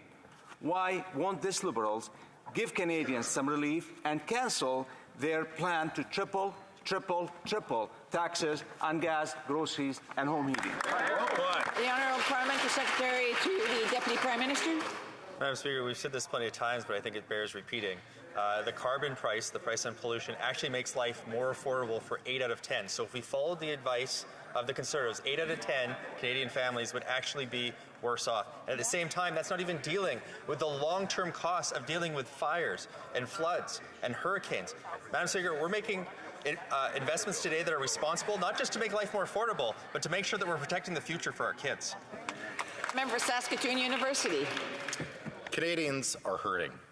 Given the out-of-control inflation is getting worse under these NDP Liberal costly coalition, Canadians are cutting back on food. Mums are watering down their milk for their kids. 1 in 5 Canadians are skipping meals because they can't afford to eat. While this Prime Minister is jetting away to London, staying at a $6,000 a night fancy hotel. Are you kidding me? Why won't the Liberals give Canadians some relief and cancel their plan to triple taxes on gas, groceries, and home heating? The Honourable Parliamentary Secretary to the Deputy Prime Minister. Madam Speaker, I just finished describing how our plan to price pollution actually makes life more affordable for 8 out of 10 Canadian families, but that's not all it does. It protects our future by making sure that we're continuing to fight climate change. But we are taking affordability seriously. We know that global inflation is affecting Canadians, but we're in a great position to deal with it. We have the lowest debt to GDP ratio in the G7. We've continued to reduce it, and that's why we're investing in Canadians with real money going to their bank accounts. Today, 11 million households, Madam Speaker. I wish the Conservatives supported kids to get dental care and supported vulnerable renters, but when they say that, their actions actually speak louder than their words. The Honourable Member King Vongham. Madam Speaker, seniors are more intelligent than this government gives them credit for. Seniors are worse off today than they were 7 years ago. Our seniors built this country and deserve better. 40-year inflation highs and skyrocketing food prices, this Liberal government has implemented a failed plan that will force our seniors to use food banks and choose between eating and heating. The Liberals had a chance to triple the tax on gas and groceries and home heating that punishes seniors. Why did they do so? The Honourable Parliamentary Secretary. Thank you very much, Madam Speaker. We recognize the challenges that seniors are facing, and our government has been there for them. And the member's right. Seniors are smarter. Seniors voted in this government because we've had their back since day one in 2015, Madam Speaker. Our government is helping seniors who are struggling by doubling the GST tax credit, the money going into bank accounts today. And I can tell you, Madam Speaker, the party opposite in their last election platform had zero for seniors. Not a single policy. Voting against is not policy for seniors. The Honourable Member for Pontiac. Madam Speaker, yesterday the Deputy Prime Minister and Minister of Finance tabled the Fall Economic Statement, which sets out our plan to grow our economy, to make life more affordable for Canadians, and to build a Canada where no one is left behind. Canada faces real challenges, we know that, but also real opportunities. So can the Parliamentary Secretary to the Minister of Tourism tell us about the government's plan? The Honourable Parliamentary Secretary. Thank you very much. I'd like to thank the Honourable Member for Pontiac for her work on the Finance Committee, but also as Chair of the Rural Caucus of our government. We will soon be launching the Canada Growth Fund, which will bring private capital to our rural and urban regions. We are also launching a new 30% tax credit for clean technologies, including clean hydrogen, because we know that the people of Pontiac and throughout Quebec want a green and fair transition. Middlesex, London. Madam Speaker, Canadians are not feeling the relief that this government has promised. $500, $800, $2,000. These are the amounts of increases on mortgage alone that my constituents are reporting back to my office. And where do you think this money comes from? It comes directly off the table of Canadians. This government's new spending is not helping Canadians. It's actually making it worse. Why won't the Liberals give Canadians some relief and cancel their triple tax on gas, groceries, and home heating? Secretary to the Deputy Prime Minister and to the Minister of Finance. Focused on making life more affordable for low-income renters, for Canadians under the age of 12 who need to go to the dentist, and for 11 million Canadian households who are getting GST benefits in their bank accounts today. Yet our country's strong fiscal position allows us to do more. We are permanently eliminating interest on Canada student loans. We are creating a new quarterly Canada Workers Benefit and a new Canada Growth Fund that will help us reduce emissions, create sustainable jobs, and attract private investment. In fact, the new Labour survey was out today, 108,000 new jobs in Canada just last month, Madam Speaker. The honourable member for Bow River. Farmers in my riding are paying hundreds, if not millions of dollars in carbon tax. The Western Irrigation District's year-over-year cost for fuel alone jumped by 53%. The fuel runs irrigation that delivers water so crops that families can get Canadian-grown food on their table. The rebates this government always talks about don't even count to 0.1% of the cost. That's if the farms qualify. So why won't the Liberals give Canadian farmers some relief, cancel their plans to triple taxes on gas, groceries, and home heating? L'honorable secrétaire parlementaire pour le ministre de l'Agriculture et de l'Agroalimentaire. Madam Speaker, I want to thank the honourable member for his question. We've always been there for farmers. We've always supported farmers. Unlike the Conservatives, we didn't cut $500 million for farmers. We put $500 million back into the budgets for farmers. Exactly. And as the honourable member well knows, there is a fuel rebate charge that farmers get back for the price on pollution. Thank you, Madam Speaker. The honourable member for Kenora. Madam Speaker, the economic update released by this costly coalition only features more of the same reckless spending policies that have driven up inflation on Canadians. Now people are worried and wondering about how they're going to be able to fill their gas tanks, heat their home this winter, or even put food on the table, Madam Speaker. So when will the Liberals finally stop their spending and cancel their plan to triple the taxes on gas, groceries, and home heating?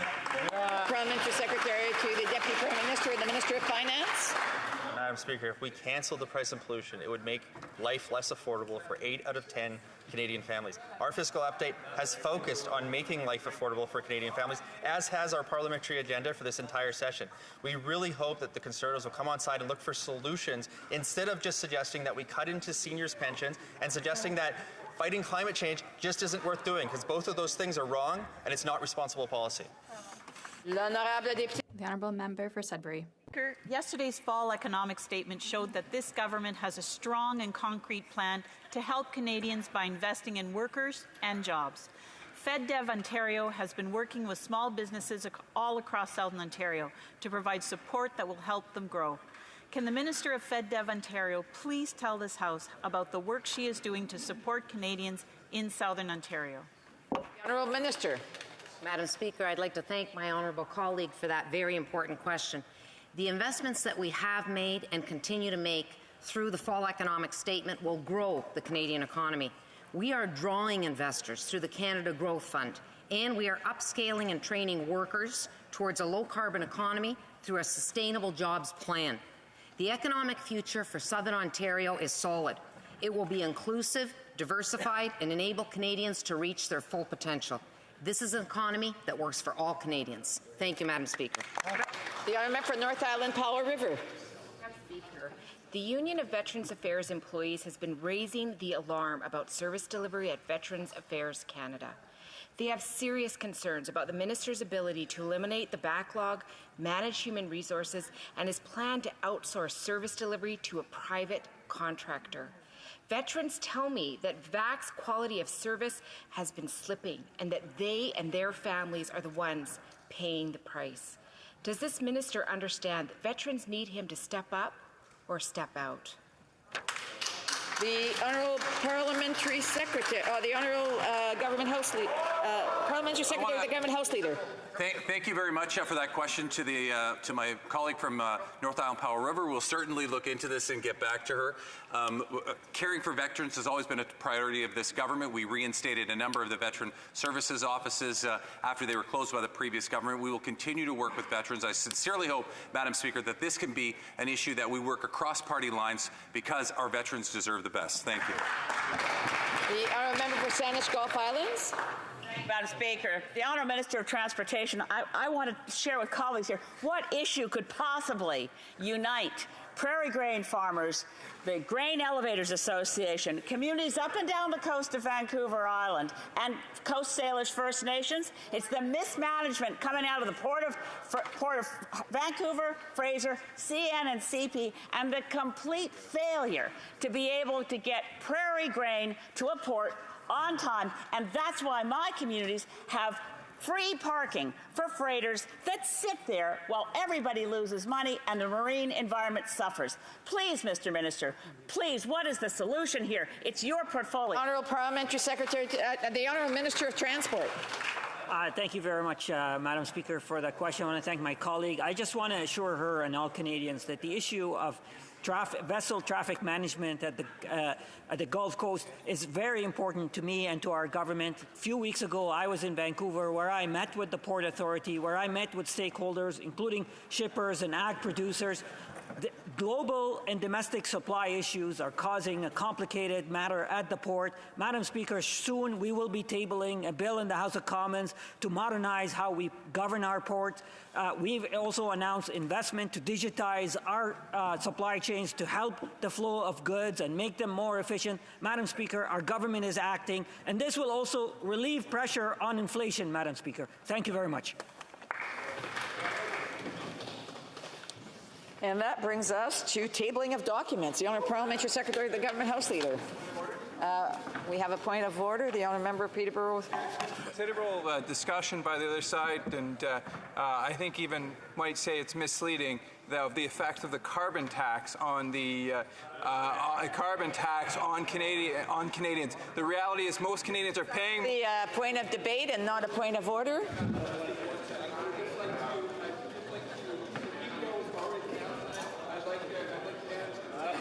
Again, it's a point of debate and not a point of order.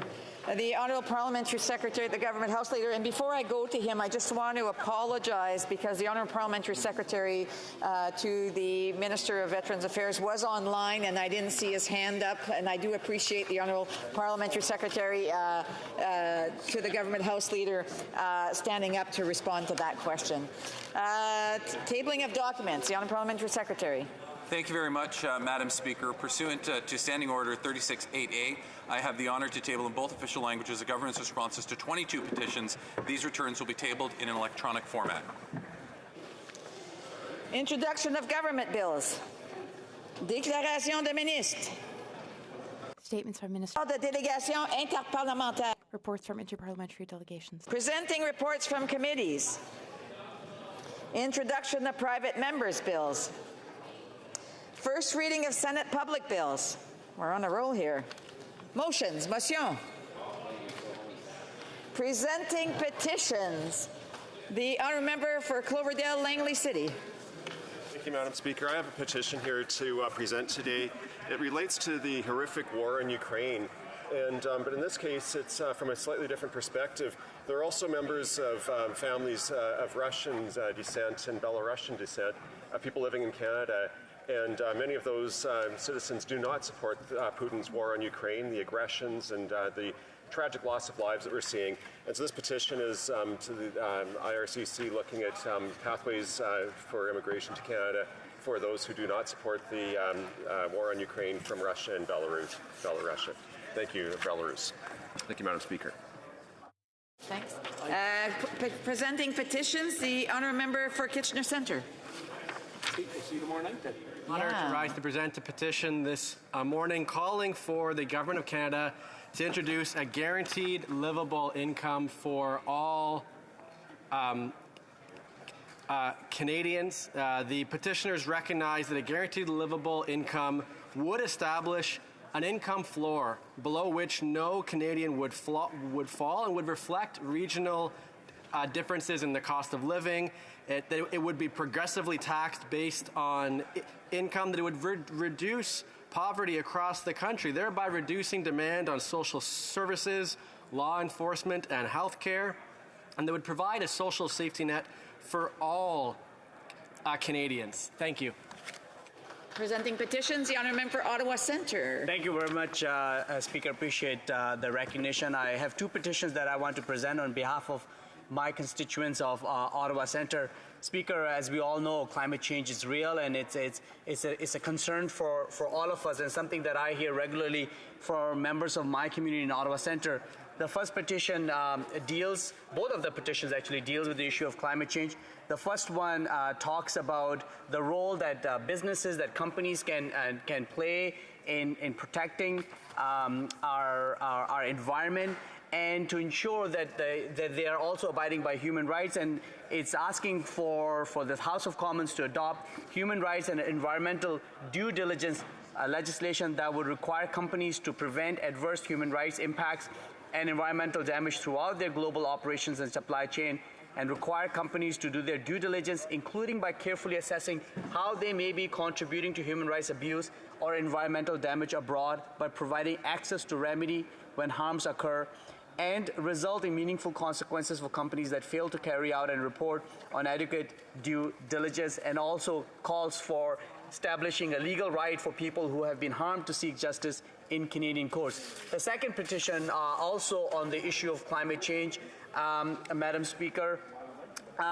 tries to address climate emergency, where these petitioners are asking for just transition legislation to be enacted by Parliament of Canada to ensure that workers are able to transition from industries that are based on fossil fuels to those that are sustainable, that will reduce greenhouse gas emissions, will help us meet our zero emission target, and do so in a manner that workers are working in a low carbon economy. Thank you very much. Presenting petitions, the honourable member for Leeds, Grenville, Thousand Islands, and Rideau Lakes. Well, thanks, Madam Speaker. I have two petitions I'd like to present. The first is in support of Bill S223. It's a bill that seeks to combat forced organ harvesting and trafficking. The bill's passed the Senate twice and the House once in its current form. It's currently stalled before the Foreign Affairs Committee, and petitioners hope that it will soon be passed. The families of victims of forced organ harvesting and trafficking have now waited almost 15 years for Canada to pass this legislation. Let's end the delays and get to this petition and get this law passed. The second petition, Madam Speaker, is with respect to the Liberal Party of Canada had promised in their 2021 platform to deny charitable status of organizations that whose convictions they believe to be dishonest. This would jeopardize charitable status of hospitals, houses of worship, schools, homeless shelters, and other charitable organizations which do not agree with the Liberal Party on matters for reasons of conscience. Charities and other nonprofits should not be discriminated against on the basis of their political views or religious values, and should not be subject to a politicized values test. So the petitioners call on the government to protect and preserve the application of charitable status rules on politically and ideologically neutral basis, without discrimination on that basis of political or religious values, and without imposing another values test. And two, affirm the rights of Canadians to freedom of expression. Thank you. Presenting petitions. Présentation de pétitions. Questions on the order paper. The Honourable Parliamentary Secretary, the Government House Leader. Thank you very much, Madam Speaker. I would ask that all questions be allowed to stand. Agreed. Agreed and so ordered. Orders of the day. Ordre du jour. Ordre émanant du gouvernement. Projet de loi émanant.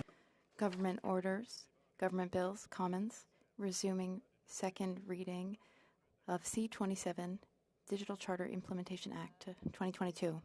Resuming debate, the Honourable Minister of Innovation, Science and Industry, with 8 minutes remaining. Thank you, Madam Speaker. Merci, Madame la Présidente. C'est un plaisir d'être. Thank you, Madam Speaker. It's a pleasure to be here today. We left it before we paused for question period on a Friday. Madam Speaker, another important component is knowing that companies are committed to the responsible development and deployment of artificial intelligence systems. This is why we have developed the Artificial Intelligence and Data Act, Mr. Speaker, by now, ensuring that organizations remain accountable for the use of AI systems to strong legal protection will help us to build trust. Indeed, the proposed Artificial Intelligence and Data Act seeks to build on the already positive work of industry and academics to further promote and support responsible AI development. Specifically, much of the Act will focus on regulating the development and deployment of high-impact AI technologies. But more importantly, Mr. Speaker, now, this law is designed in a way that it can grow and evolve over time. It will set expectations and create clear, bright lines right now around the most egregious and harmful conduct, while allowing space for our regulation to evolve through collaboration with civil society and industry, and I think that's what my friend on the other side of the floor will want. This part of the Act will require that organizations consider the impacts of the system they use and put in place measures to identify, assess, and mitigate harms to the health, safety, and well-being of Canadians, something I hope, Mr. Speaker, everyone in this House would support. It will also require organizations to actively mitigate discrimination and bias as they design and develop artificial intelligence systems. Furthermore, specific requirements will be laid out in regulations regarding how companies must assess and mitigate risk and monitor the effectiveness of those measures. To support compliance and enforcement, the Minister of Innovation, Science and Industry would be empowered to request information, order third-party audits or additional mitigation measures, and to share information with other federal regulators. Finally, Mr. Speaker, this new proposed act would set out clear criminal prohibitions and penalties regarding the use of data obtained unlawfully for AI development, where there's reckless deployment of AI or where there is intent to cause serious harm. The Act is not only a solid foundation for today, but also for our future. Monsieur le Président, le Canada fait partie. Mr. Speaker, Canada is a very important part of the global economy. You know this as you are a specialist in economics. That's why this bill will foster interoperability, but also Canadian leadership in this very important field. This bill will give us the tools we need to work with our provincial and territorial counterparts as well. This is an issue that has been raised many times, the need for a coherent national approach. And privacy experts have highlighted the importance of maintaining Canada's adequacy status with the European Union's general data protection and regulation, as we other know as GDPR. Without GDPR, Mr. Speaker, we are at risk of failing behind globally. That's why, Mr. Speaker, I'm asking a member that we act today. And what I'm asking, Mr. Speaker, now to our friends and colleagues in this House is to send the bill to committee. I think, Mr. Speaker, it's incumbent upon the 338 person who sit in this House to really bring our privacy laws into the 21st century, Mr. Speaker. In retrospect, what we're suggesting with this bill is to give more power and more control to people over their data online. It's about protecting our children to make sure that they are better protected in the digital age. And it's also about making sure, Mr. Speaker, that there is responsible use of AI. So, Mr. Speaker, in conclusion, I would say let's seize the moment, let's be ambitious, and let's bring our data privacy law into the 21st century. Let's have all members contribute to that in committee. But I think, Mr. Speaker, the country, our nation, and our children would be well served. That could be their best gift for Christmas, that this House, Mr. Speaker, act to protect them. Merci, Monsieur le Président. Thank you, Mr. Speaker. Questions et commentaires, l'honorable. Questions and comments, the Honourable Member for South Shore St. Margaret's. Thank the Minister for his speech. There wasn't a lot in the speech that I could disagree with and that we could disagree with. I think our challenge is we don't think the speech actually delivers what it says in this bill. And we know that perfection, is the enemy of the good. But I think that in this case, good is not good enough. Privacy is a basic human right. And we've heard in the past, with past iterations of this bill, that the government and the Liberals can't put that in the bill, which I think is a bit of nonsense. Parliament has the right to deal with economic issues under the Constitution, and as a personal privacy element, which is a basis of freedom of movement, of freedom of speech, privacy is critical to that. We believe that privacy is a fundamental human right and should be recognized in this bill, which it is not. So I'd like to know why these Liberals don't believe that privacy is a fundamental human right. L'honorable ministre de l'Innovation des Sciences. The Honourable Minister. Monsieur le Président, to thank my honourable colleague for his question and also for his work. I expect him to be working with us. And Mr. Speaker, there's a simple answer to his question. And he will see in the law when it goes into committee that the law recognizes the right of privacy of individual in their personal information. And in a sense, Mr. Speaker, the bill achieved the same goal. I think we're on the same page, and that's why we put in a preamble, Mr. Speaker. And I know my colleague, because he's an experienced member of this House, he's someone who wants to make sure that we move into the 21st century. And he's right that let's not perfect be enemy of the good. We want to put our laws into the 21st century. And I'd like to take this opportunity, Mr. Speaker. Today is the birthday of the member for South Shore St. Margaret. And I think the best gift he could give to children across Canada is to make sure that we vote for this bill, send this bill in committee. I would say to my honorable colleague, I know he's a man with a big heart, give a gift to our children in Canada. Let's protect them against harm in the digital world. Questions et commentaires. Questions and comments? The Honourable Member for North Island Powell River. Speaker, and I thank the Minister through you for his speech. This is a very broad and complex bill, and I think it's important that we recognize that, and that could lead to some serious concerns that we may want to talk about later.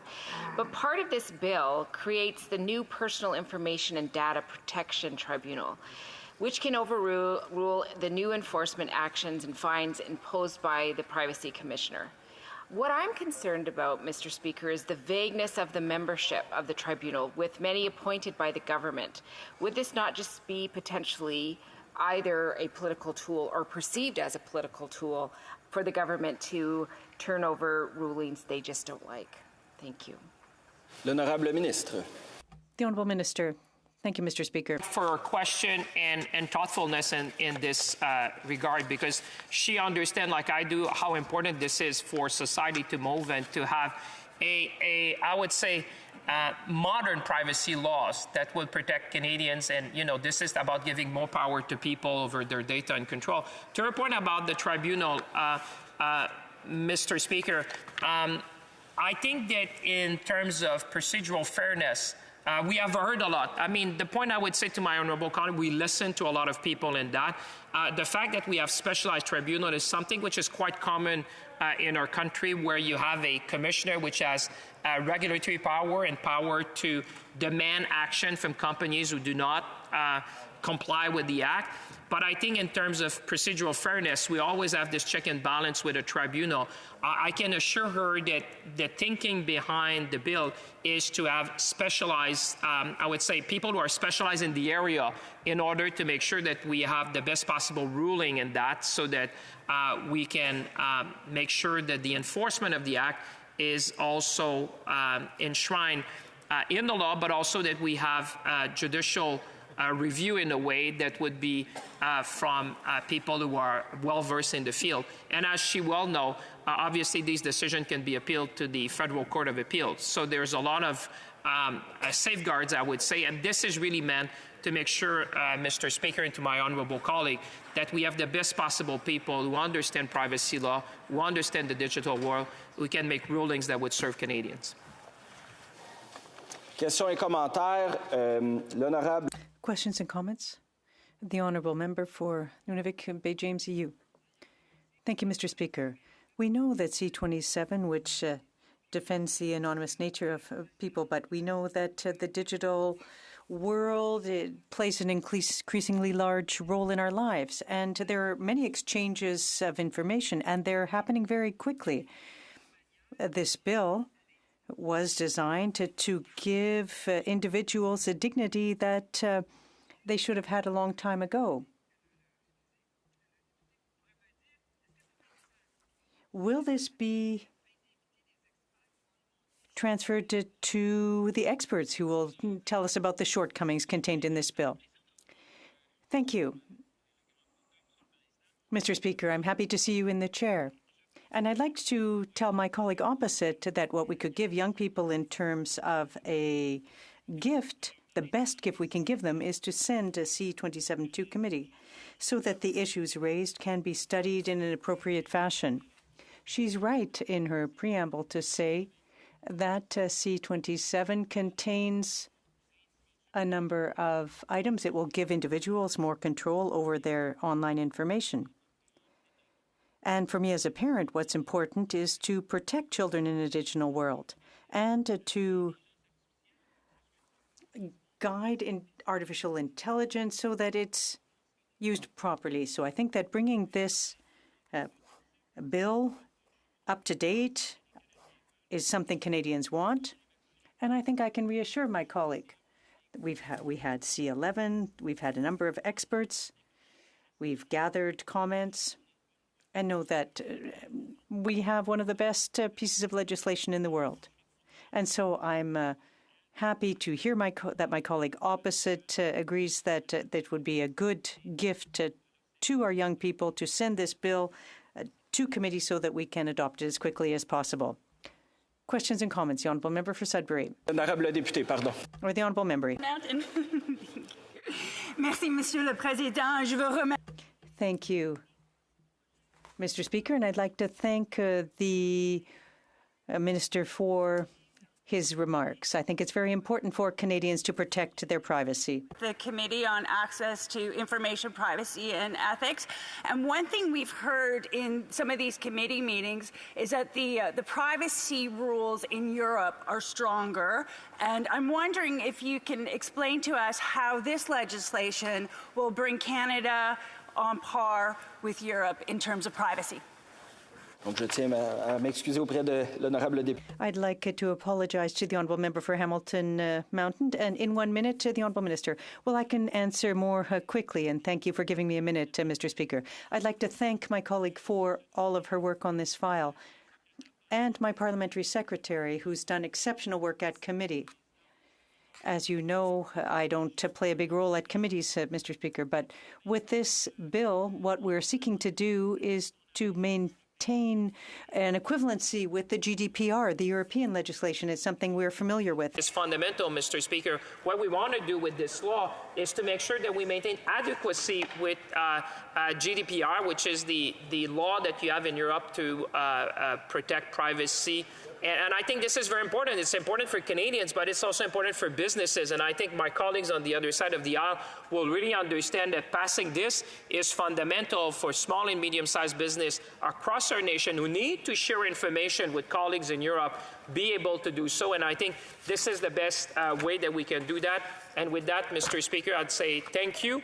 And I hope that we can send this bill in committee so that work can start and we give a big gift to Canadians as we approach Christmas. Merci. Merci. Je disais à l'honorable ministre. I was saying to the Honourable Minister that he would have, to ask him to limit himself to a minute because we have time for one last question. The Honourable Member for Kitchener Centre. Today, federal political parties don't have to follow the same privacy laws that apply to others across the country. I wonder if the Minister could speak to why that's not addressed in C27 and if he'd be open to addressing this in future. L'honorable ministre en 25 secondes. The Honourable Minister has 25 seconds. President, always willing to listen. I mean, we've listened to a lot of people. This is about Canadians. This isn't about us. It's about making sure that we have the best privacy laws which are fit for purpose in the 21st century. I invite my colleague and all members to send that to committee as quickly as we can, Mr. Speaker. Real work can start. Parents are watching us as we speak this morning, and they understand that they want this House and every member to help protect their children. That's what we're trying to achieve. Merci. Reprise du débat, l'honorable député de Bay de Quinte. Resuming debate, the Honourable Member for Bay de Quinte.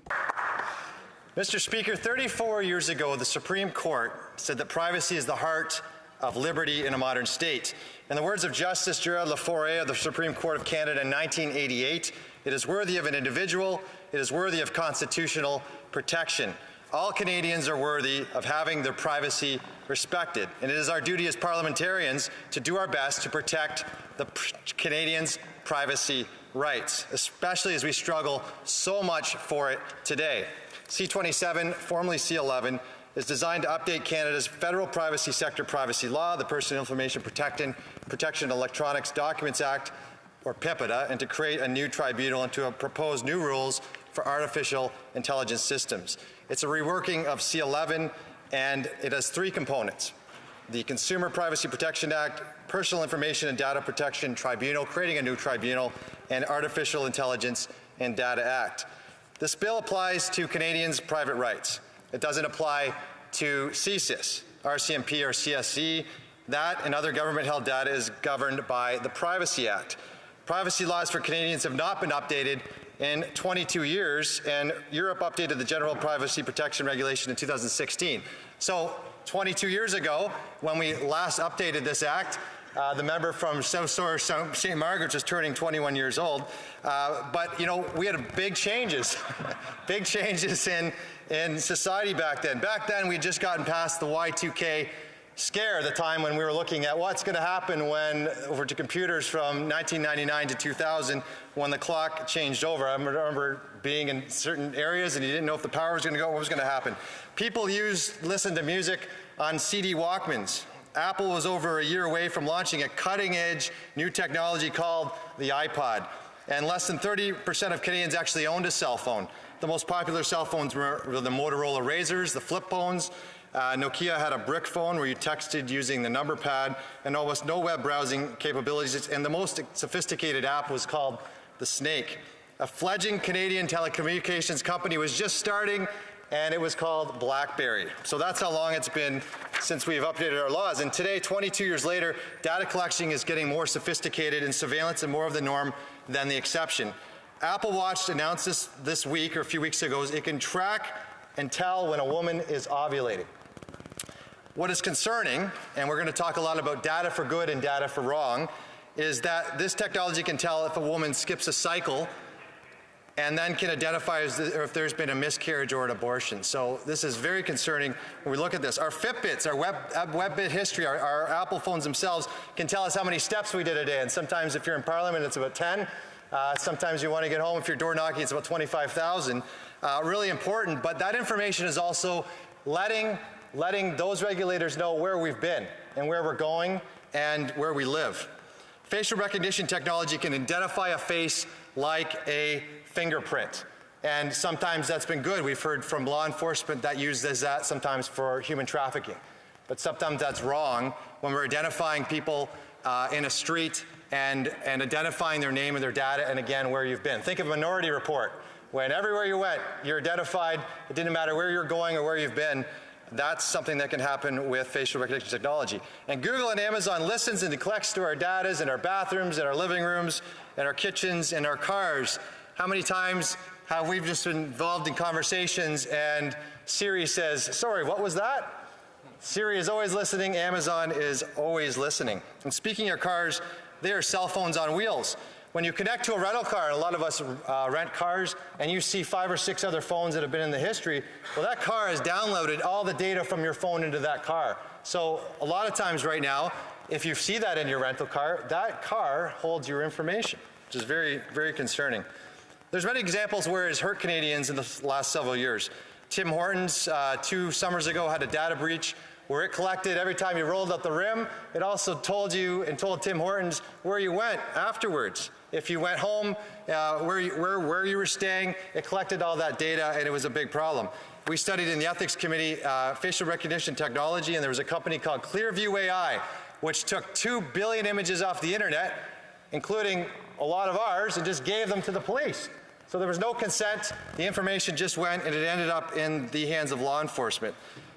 TELUS Data for Good. During the pandemic, TELUS collected our data, knew where we went, if we went to the grocery store, the pharmacy, if we stayed home or not, and it just gave it to the government. It was called the Data for Good, and they called it de-identification. And I'm going to talk about how that hurt everyone later. And lastly, doxing, or using personal information to try to out people. GiveSendGo is a big one, where it gave a company, and it was a US company, but gave information to people who donated to different causes or events.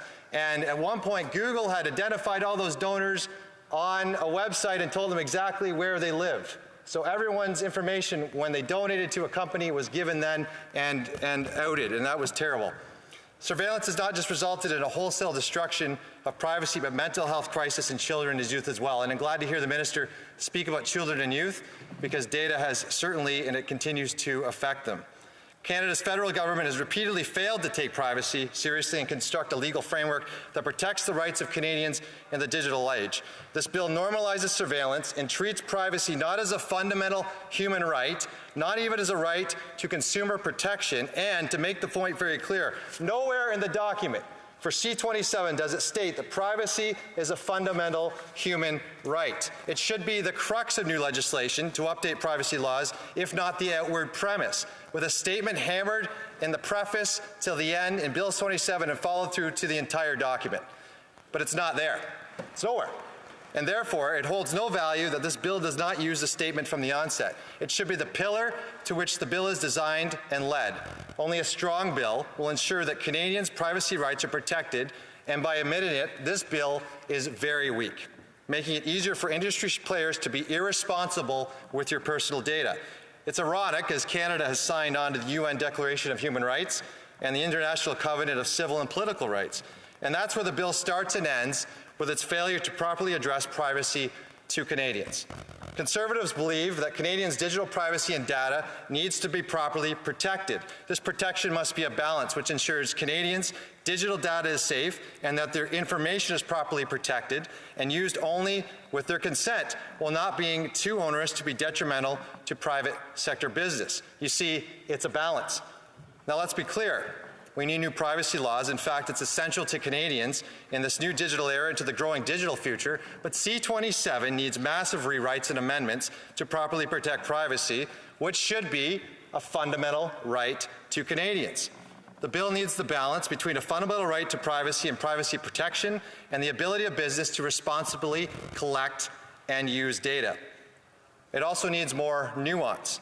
The parts of the bill are far too vague. The definition of tyranny is the deliberate removal of nuance. So to create more equality or fairness on those privacy rights and to ensure businesses and AI use data for good, we need more nuance, more detail, more explanation, not less. There is a saying, if you're going to do something, and my grandfather had this, I love it, make sure you do it right or don't do it at all. And besides the omission of privacy rights as a fundamental right, this bill needs massive rewrites. Firstly, the bill doubles down on a flawed approach to privacy using a notice and consent model in its legal framework. This legal framework of C27 remains designed around a requirement that consent be obtained for the collection, use, and disclosure of personal information unless one of the listed exemptions to consent applies. And those exemptions are called legitimate interests. And what is scary about legitimate interests is that the businesses themselves will be determining what legitimate interests mean and which are exempt. A quote from Canada's leading privacy and data governing expert, Teresa Scazzi, says that this provision alone in the bill trivializes the human and social value of privacy. The legitimate interest provision allows Facebook, for instance, to build shadow profiles of individuals from information gathered from their contact, even those that have no Facebook access or accounts without asking for their permission. So if you ever wonder, if you ever signed up for Facebook, have you ever seen on Facebook the people you know feature? And sometimes people that you know turn up that you have no idea how you've met, and they're not even on Facebook. You may not be at Facebook. It's because Facebook builds profiles and shadow profiles from other members' contacts. So if you ever shared your own contacts, there's a feature where Facebook will say, share your contacts. It's going to be great for you. You're giving all your friends' information to Facebook, their emails, their addresses, sometimes their private phone numbers. And what we've been found, in the US have found this, that information is turning up in Facebook. And here's a couple examples. An attorney had a man recommend a friend you might know who was a defense counsel in one of his cases when they only communicated through work email. So, and a second one, a man who donated sperm to a couple secretly had Facebook recommend the child as a person he should know, despite not having the couple that he once knew on Facebook. Right? So legitimate interest needs more nuance, needs to be more defined, or it's useless. Legitimate interests allow for too much interpretation, or in other words, allows something to be something unless it isn't. It's far too broad. Additionally, although consent is listed as having to be in plain language that an individual to whom the organization's activities are directed would reasonably be expected to understand, C27 makes it hard to determine what legitimate interests are, and that goes back to my privacy as a human right omission complaint. If we compare this section to the European Union's Privacy Act, as the Minister stated, the gold standard, or the GDPR, the legitimate interest exemption is available unless there's an adverse effect on the individual that is not outweighed by the organization's legitimate interest, as opposed to the interests or fundamental freedoms of the individual under the GDPR. If adverse effects on the individuals, which can be data breaches that are shocking and distressing to those impacted, And some courts have found that ordinary stress and inconvenience of a data breach is not compensatable harm, since it has been a routine a part of life, probably for the last 2 years at least. Legitimate interest exemption will be far too broad. What C27 does is take something that in European privacy laws was meant to be quite exceptional for consent and makes it potentially a more mainstream basis for the use of data without knowledge and consent. And why does it do this? Because C27 places privacy on par with commercial interest in using personal data, something that wouldn't happen if privacy was noted in this bill as a fundamental right for Canadians. Additionally, we need to be wary of consent, and consent should be made easier as is mandatory. Has anyone ever looked at the iPhone when you're agreeing to consent and you've scrolled down? Has anyone actually read all that? Has anyone gone and read Google Pages, 38 pages of consent every time you sign up or you use Google? Has anyone ever read that? Consent is not easy. It's not simple, and certainly this law is not making it any simpler. We need to be wary of consent. And we need to ensure that consent is consensual, both in language and intent. And we all know exactly what we are signing up to do, to give, and to receive.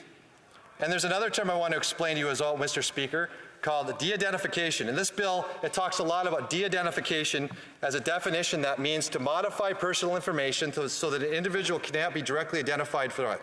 Even though, and it goes on, a risk of the individual being identified remains.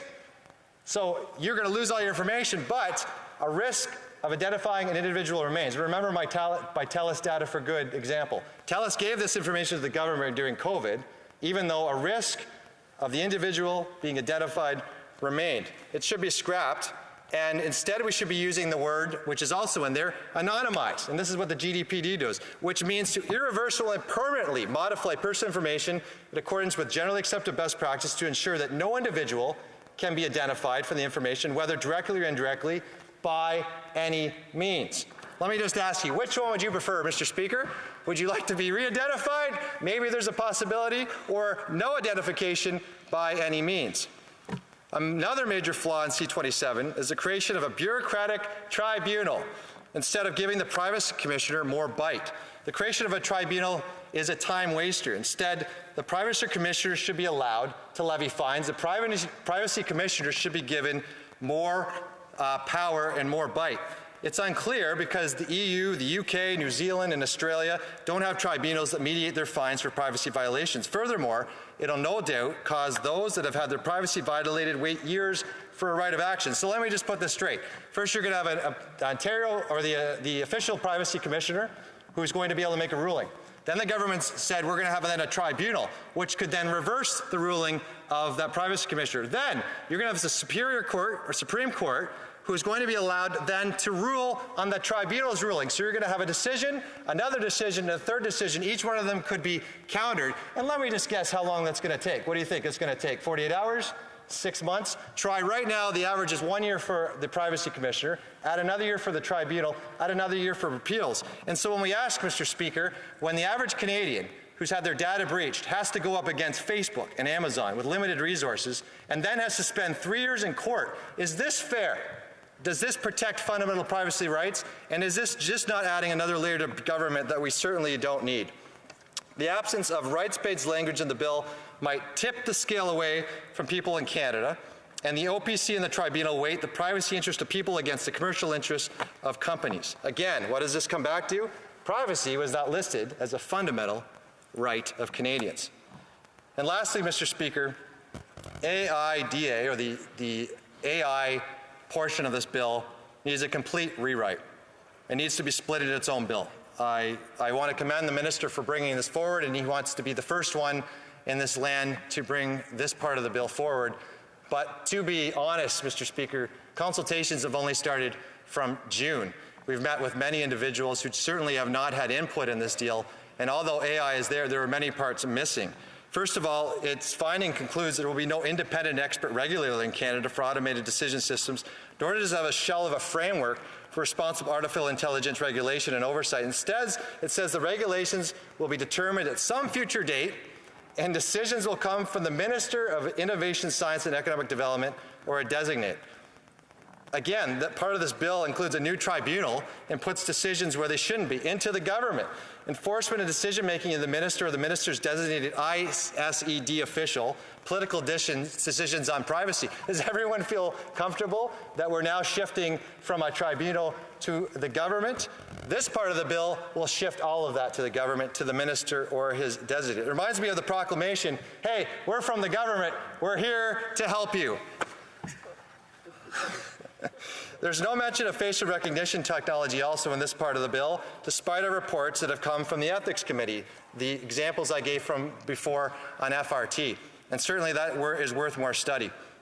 Mr. Speaker, there are some parts of the bill that are good aspects, and certainly that we can get behind. The protection of children's privacy, and as a father, it's so very important. Our children now have access to all kinds of different applications on their phones, on their iPads, on their Amazon Fires. Our children are listened to, they're surveilled, and certainly there is no question that businesses are taking advantage of those children, and that's something that we definitely need to talk about. The attempt to regulate AI, though, as I've stated, needs major revisions.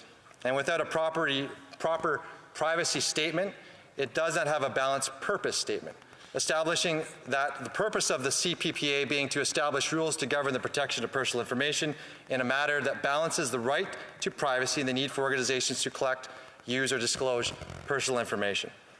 But we should be shooting beyond the European Union's Privacy Act, shooting to be the world leader in the balance of privacy protection and ensuring businesses and industry use data for good, and doing so attracting investment, technology, and all the while protecting Canadians' fundamental right to privacy. Canada needs privacy protection that builds trust in the digital economy where Canadians can use new technologies for good while protecting them from the bad, profiling, surveillance, and discrimination. The minister said, you know, we want to seize the moment. We need leadership in a constantly changing world. And most importantly, the minister said, trust has never been more important. If we don't get this right, if we don't make sure that privacy is a fundamental human right and declare that in the document and to build the document around that right, we're doing two things. We're not prioritizing Canadians' privacy. We're certainly not putting privacy in the forefront of the bill. We're certainly not showing leadership in an ever-changing world. As I noted in my onset, the technologies 22 years ago have changed so significantly. The technologies now are changing more significantly. In the next 22 years, we're going to have technologies that certainly are more embedded, not less, in our lives. We're going to certainly have AI that do good. One of the stakeholders we met with actually talked about AI for good. They talked about embedding AI into the government system of passports might actually mean we can get passports within 48 hours. Can you imagine that? Technology for good. Embedding that to a system that will allow Canadians to get the things they need more often. Mr. Speaker, we love technology. We want to embrace it. We just want to make sure, number one, privacy is protected. We want to make sure we do the hard work of building frameworks alongside Canadians' right to have their fundamental human rights to privacy to be protected in equal balance with the economy, democracy, and the rule of law. This bill does not do that, not yet. And Mr. Speaker, let's work forward to make sure that we come back with a bill that does that. Thank you, Mr. Speaker. Questions and comments. The Honourable Parliamentary Secretary to the Government Leader. Mr. Speaker, and I thank the member from Bay of Quinte, my neighbouring riding, for his intervention today. But I must say, I found it to be quite fascinating. He spent a lot of time talking about fundamental human rights and rights-based language, yet the Conservatives' provincial cousins in Ontario today are literally trampling all over those rights by using the notwithstanding clause in legislation to force people to work before even allowing a court to weigh in on whether or not it's appropriate or the law that they created was appropriate. So I'm wondering, with all this talk about fundamental rights, would the member agree that these should be rights that are not subject to a notwithstanding clause or should not be able to be trampled all over like their provincial cousins are doing in Ontario right now? The Honourable Member for Bay of Quinte. Mr. Speaker, I'm disappointed in that question. We're talking about privacy rights for Canadians. If we want to talk about children, we're talking about protecting children's privacy rights, which are being absolutely discriminated against. They're surveilled every single day by big data. We want to protect their rights on privacy. And I know the member across from me is my neighbor. I know he's also a father. So when we talk about just how much of our children's information is out in the world, how much it is being data mined and sold to other countries and other companies, that is what's concerning to me. I think I would love to hear questions about this bill and how we're going to better it and therefore better our children's futures in a digital age. Thank you, Mr. Speaker. Questions and comments? The Honourable Member for Winnipeg Centre. Thank you, Mr. Speaker. And I know that there was some discussion about rights, and I heard my Liberal colleague across the way calling on the Conservatives questioning why they are staying silent while Doug Ford takes away the rights of workers. I found it peculiar that my Liberal colleague did that, considering they forced postal workers back to work. But I'm wondering, the member from Carleton has stayed silent, and I'm wondering if they support their buddy Doug Ford taking workers' rights away. Thank you, Mr. Speaker. The Honourable Member for Bay of Quinte.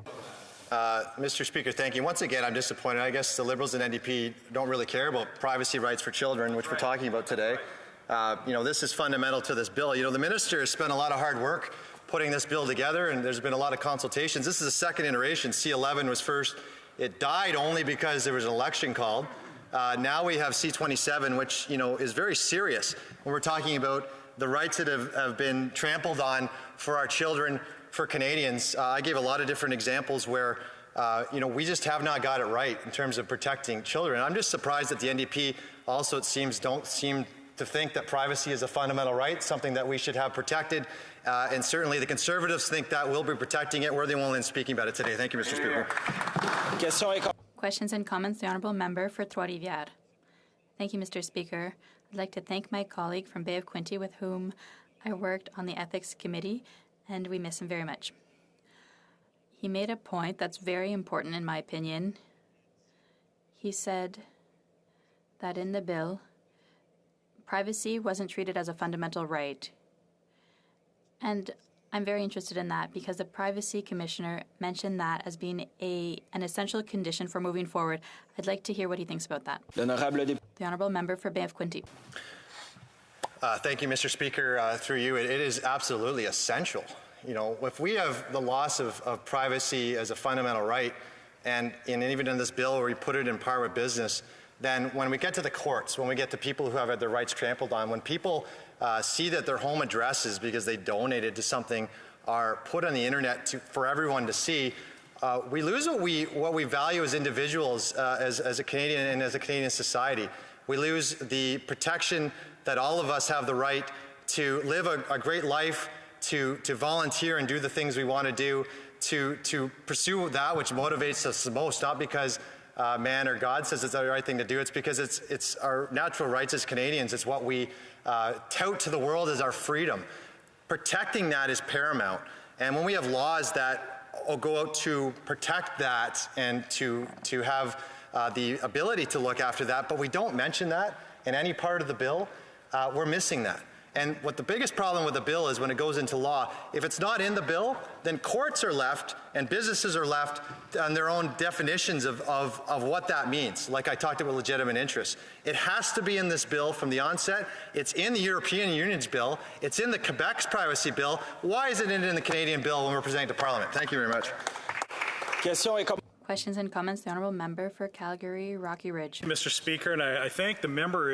I listened to his speech. He talked about some of this goes to sort of the general approach of this government. We have a bill that purports to have noble objectives that we might agree to as objectives, but there are all kinds of problems with this bill. And he talked about how much of this bill is left to future regulation, and we've seen this before, where the bills lack details. They give the minister future powers. We don't know how it's what the final system is going to look like. But the members was on the ethics committee when we studied artificial intelligence and facial recognition.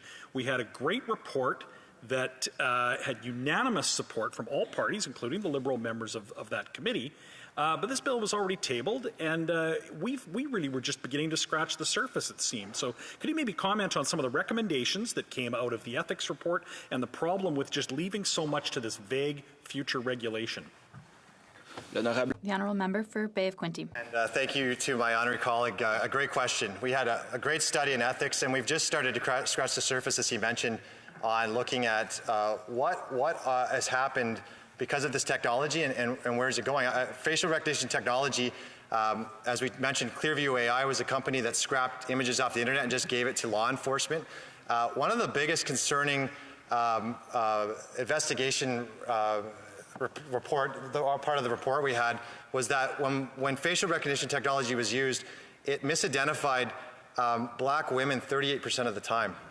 And that's very, very concerning. When we asked law enforcement, did traditional technologies like fingerprinting do the same? It does not. You know, this technology isn't perfect, and therefore we need a lot of study on it, a lot of consultation. We certainly haven't had that. Our recommendation is to make sure we have tremendous consultation on the AI portion and perhaps scrap that until we're ready to present it. Thank you, Mr. Speaker. Questions and comments, the honourable member for Kitchener Centre. Thank you, Mr. Speaker. I want to start by recognizing that tensions are high today with respect to workers' rights, and I appreciate that colleagues of mine have brought up the important being mindful with respect to a province has invoked the notwithstanding clause to trample on workers' rights, and that the federal government has the power of disallowance in the Constitution with respect to overriding that. I understand the member for the Bay of Quinte doesn't want to speak about that, so I'd like to ask a question related to Bill C-27, and that's with respect to political parties not being required to protect consumers' private data, and this gap not being addressed in the current version of C-27. I'd like to know if the member for the Bay of Quinte is concerned about this, as he's concerned about a number of other items in C-27, and if so, if you'd like to speak about that. The honourable member for Bay of Quinte. Mr. Speaker, thank you, and I want to thank the member for bringing the subject back to hand. And I've heard of this, I've read about it, and it is concerning to look at it. There's two parts we're looking for privacy, right? Privacy number one is C-27, which protects Canadians' private rights when it comes to business. The second side is the Privacy Act. We haven't looked at that, and that needs to come back to Parliament as well. The Privacy Act pertains to everything that government holds and controls, and how much information the government gets to keep of Canadians as well. So those two are very important. And to that point, to the member, certainly political parties as well. I think we all have to be responsible with private data. We all have the right as good citizens to collect it where it's going to be good, but where it's bad, the points I brought out before, using personal information also for political gain to identify where people live because you don't like where they donated to, absolutely irresponsible, and I hope the member agrees with that as well. Thank you. We have time for a short question. The Honourable Parliamentary Secretary to the Government House Leader. Agree with this member on that. My question to the member, Mr. Speaker, was how is he going to ensure that those rights that he wants so badly are not trampled on like what we're seeing today? The Honourable Member for Bay of Quinte in 40 seconds. Mr. Speaker, the first thing that starts with this bill is that we ensure we get it right, include fundamental privacy rights in this bill. And if this member is so concerned about that, I'm hoping that he's going to join our side with amendments to ensure that is absolutely the starting place for this bill. If we're doing this in this Parliament, here in this place, we're going to do everything we can to ensure fundamental privacy rights are included in this bill, and that going forward we accept nothing else. Thank you, Mr. Speaker. Reprise du débat, l'honorable. Resuming debate, the Honourable Member for Trois-Rivières. Thank you very much, Mr. Speaker. I'd like to start by saying hello to my constituents in Trois-Rivières. I'll be with them all week next week during riding week. When I talk to constituents, we often discuss privacy. They know that I'm a member of the Ethics Committee.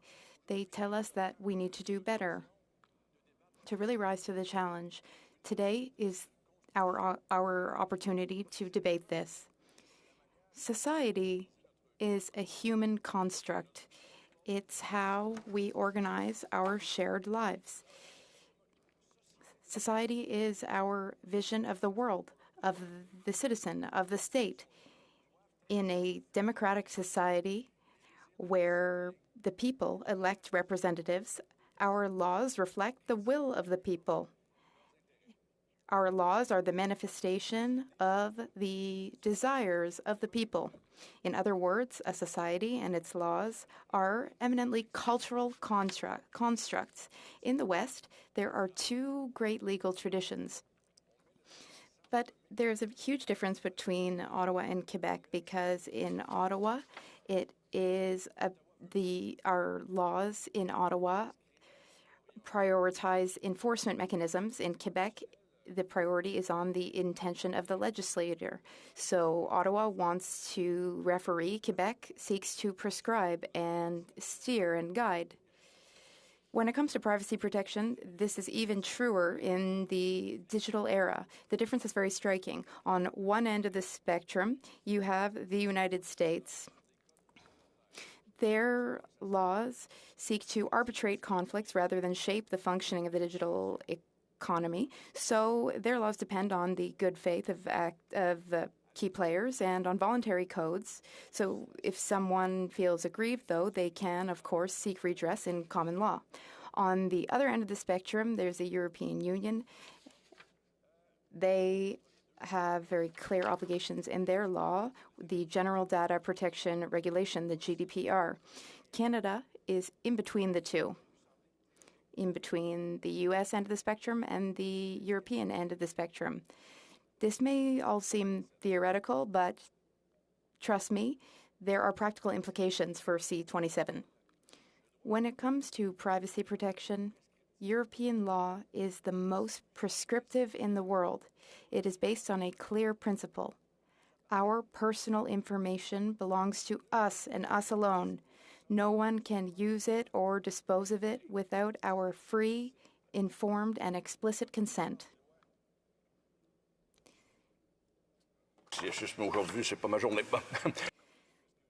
Sorry, I just got a little mixed up in my papers. The EU sets out a principle and an objective, as well as a mechanism to achieve that goal. This mechanism is the General Data Protection Regulation. It is quickly becoming the reference when it comes to personal information protection, because it is the standard with the clearest goals and whose enforcement is the most binding. In a nutshell, it does a great job of protecting our private information.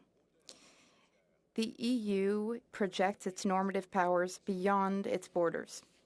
In order to protect the privacy and private personal information of European citizens, the EU will soon prohibit European businesses from disclosing or sharing information to foreign businesses which don't offer comparable levels of protection.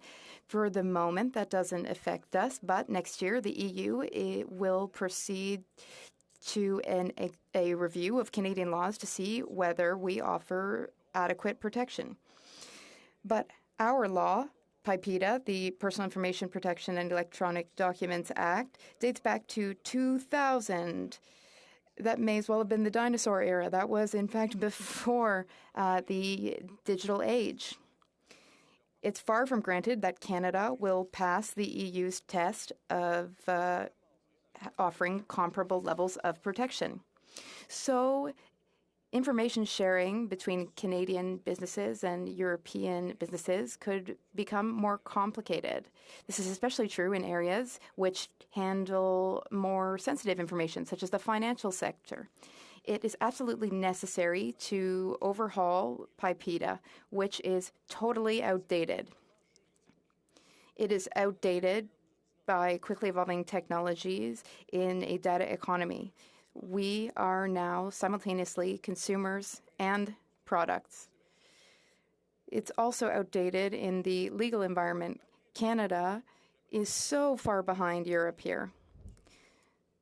The Bloc Québécois does support C27 in principle, but I would like to make a general observation about C27. For a reason beyond me, the government has grouped into the same bill two acts with totally different purposes.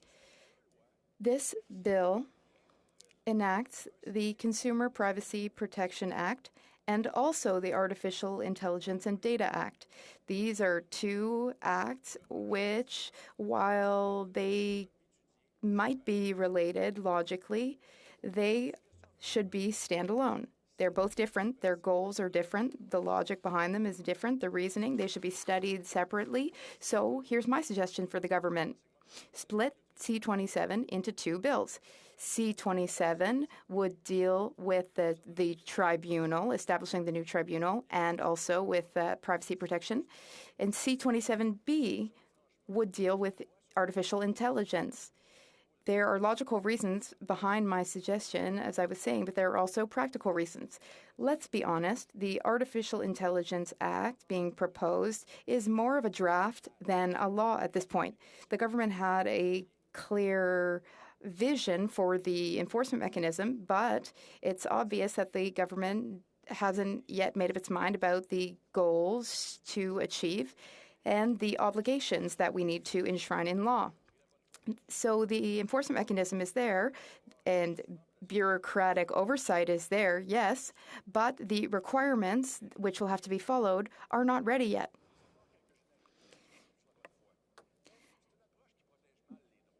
This approach, this bill, doesn't sufficiently protect Canadians' rights. So I'm far from convinced that this bill should be adopted as it stands. It will probably end up the same way as C-11, predecessor to C-27, in the last Parliament.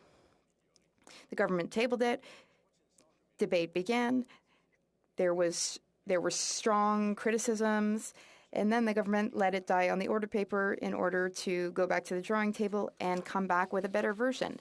And this is the same fate that the Artificial Intelligence Act deserves, because this is a beginning of the discussion, but it's not a complete bill. The government needs to continue doing its homework and come back with a new iteration, especially in the context of the European legislation that I told you about earlier. So, some friendly advice for the government: split the bill in two. My argument is mostly about personal information protection, because that is the part of C-27 that has concrete enforcement goals and is ready. So C-27 is an improved version of C-11, which was tabled in the fall of 2020. C-11 had a strong mechanism, but was weak on protection. The principles of it were rather weak, and consent wasn't clear.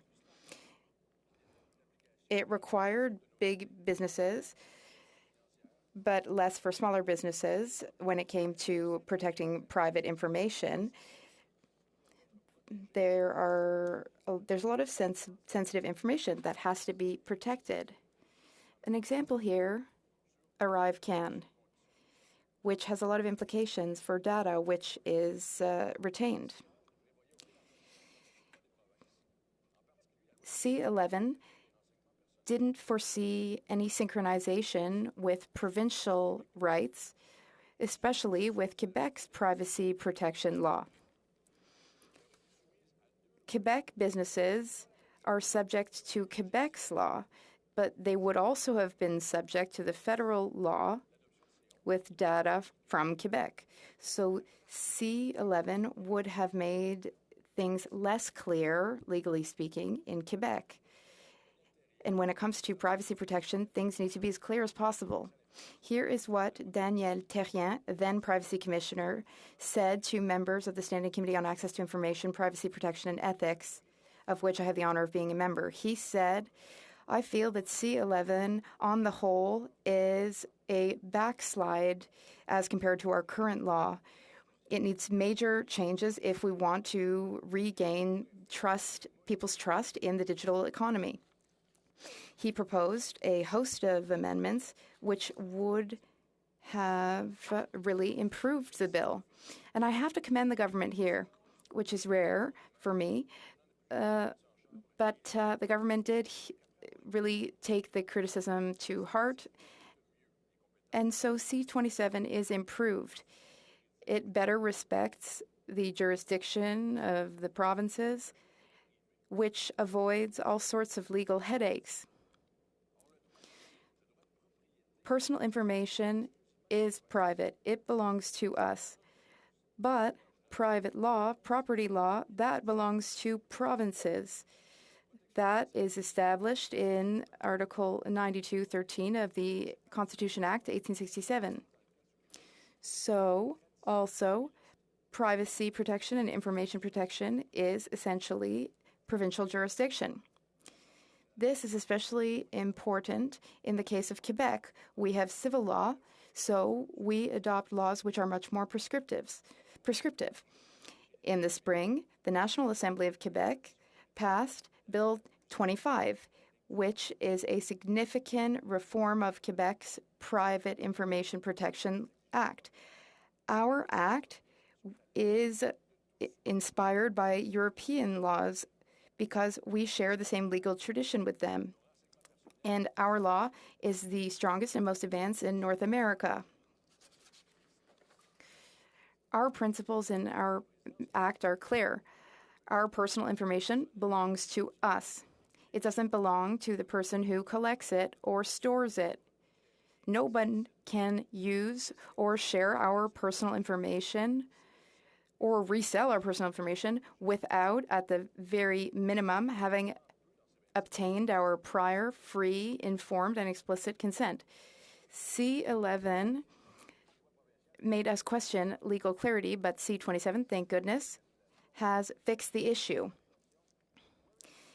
By decree, the government, by order, will be able to say, and this is in 122(2) of the bill, if convinced that a provincial law is similar to the current act applying to an organization or category of organizations or an activity or category of activities, then basically, long story short, if the provincial law is superior, then the provincial law will apply. When I met with the Prime Minister's office earlier this week, I did ask for some clarifications. I asked whether Quebec businesses would be completely exempt from C27, even if the data leaves Quebec. The answer I got was yes. I asked whether it would apply to all activities. The answer I got was yes. But there's still some gray area. For example, I have in mind businesses outside Quebec who collect personal information of Quebecers. In Europe, though, it's all very clear. The place of residence of the individual determines which law applies. This is what we have in Quebec's law, too, but it's not clear in C27. C27 is based on general regulation powers in trade and business as granted by the Constitution. So this is more about overseeing industry than it is about protecting Canadians. I do feel, though, that the government here is open and working in good faith. I'd like the member for Kingston and the Islands to take note of the fact that I am saying he's working in good faith here this time. C27 will have a more significant impact outside Quebec than in Quebec because it is better drafted than C11. And that's not the only aspect that was improved. The principles underpinning the bill are much clearer. Consent is stronger. In general, the principles are clearer, which means that the Act will better stand the test of time, it will last longer, and it will be able to be adapted as technology evolves without the bill losing its meaning over time. We're going to support this bill at second reading after serious debate, and we won't take too much time to do so because the real work will be done in committee. C27 is a complex bill. It has good principles, but good principles don't necessarily lead to good laws. Before we can determine whether C27 is, in fact, a good law, we need to hear witnesses from all walks of life and of all opinions. When it comes to protecting private information, just one breach or flaw makes the whole thing crumble. So we really need to be detail-oriented in our work. These issues are very significant, because they deal with our privacy, our personal information. A long time ago, when we wanted to protect our privacy before technology, all we had to do was buy curtains. But now, medical offices have our medical data, the state has our tax data, banks have our data. We, all of a sudden, with all these changes, had to learn how to protect our information. So we live in a different time now.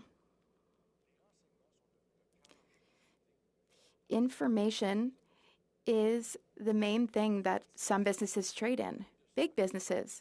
Information has made it, digitalization has made it possible to store and handle massive quantities of data. The internet also has vastly multiplied data which is accessible and can be circulated everywhere in the world. GAFA, for example, the big companies, well, personal information and data is what they trade in. The citizen has become a consumer and then also the product. As Daniel Terrien said, former information commissioner, he said that we are in surveillance capitalism. Young people today are basically living in the real world and the digital world at the same time. Their lives are open books on Instagram or on Facebook. We absolutely have to protect young people. We have to give young people and all people back control of their own personal information. That's why it's so essential to modernize our laws. So I'd like to conclude with an appeal to the government. C-27 does a lot of things well, but there are some things missing, some things being done wrong. Consent is all well and good, but what do we do when our data is compromised? When ill-intentioned actors get our information? Well, those people act outside the law. They're not covered by the law, so all consent protocols become irrelevant. In order to avoid fraud and identity theft, we need to clarify what action to take to ensure that those who request transactions are really who they say they are.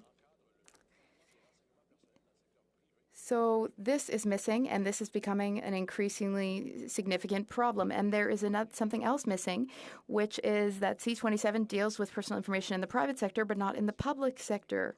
The government is still using this old law from the pre-digital era.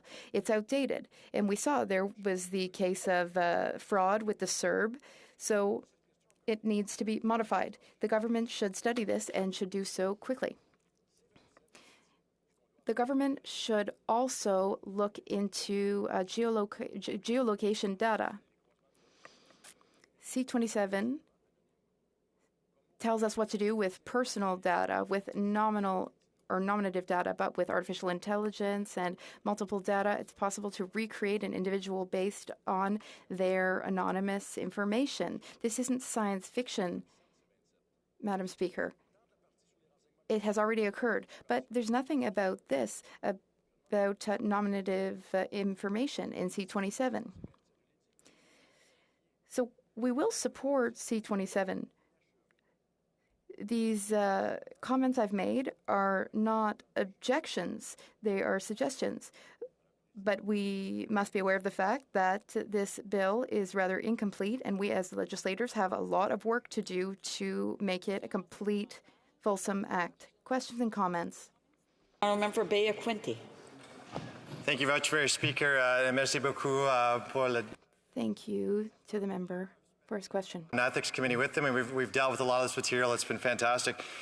He did speak about Quebec being a model for Canada, Quebec having some of the strongest privacy laws in place at the moment. I'm wondering if you can expand on two things. One, about what does Quebec have that we can implement into C-27 that works really well? And number two, does Quebec mention privacy as a fundamental human right for Canadians? Thank you, Madam Speaker. L'honorable député de Trois-Rivières. The honourable member for Trois-Rivières.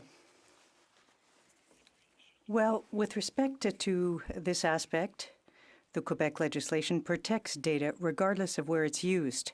They're protected from where the citizen is and are applicable in that place.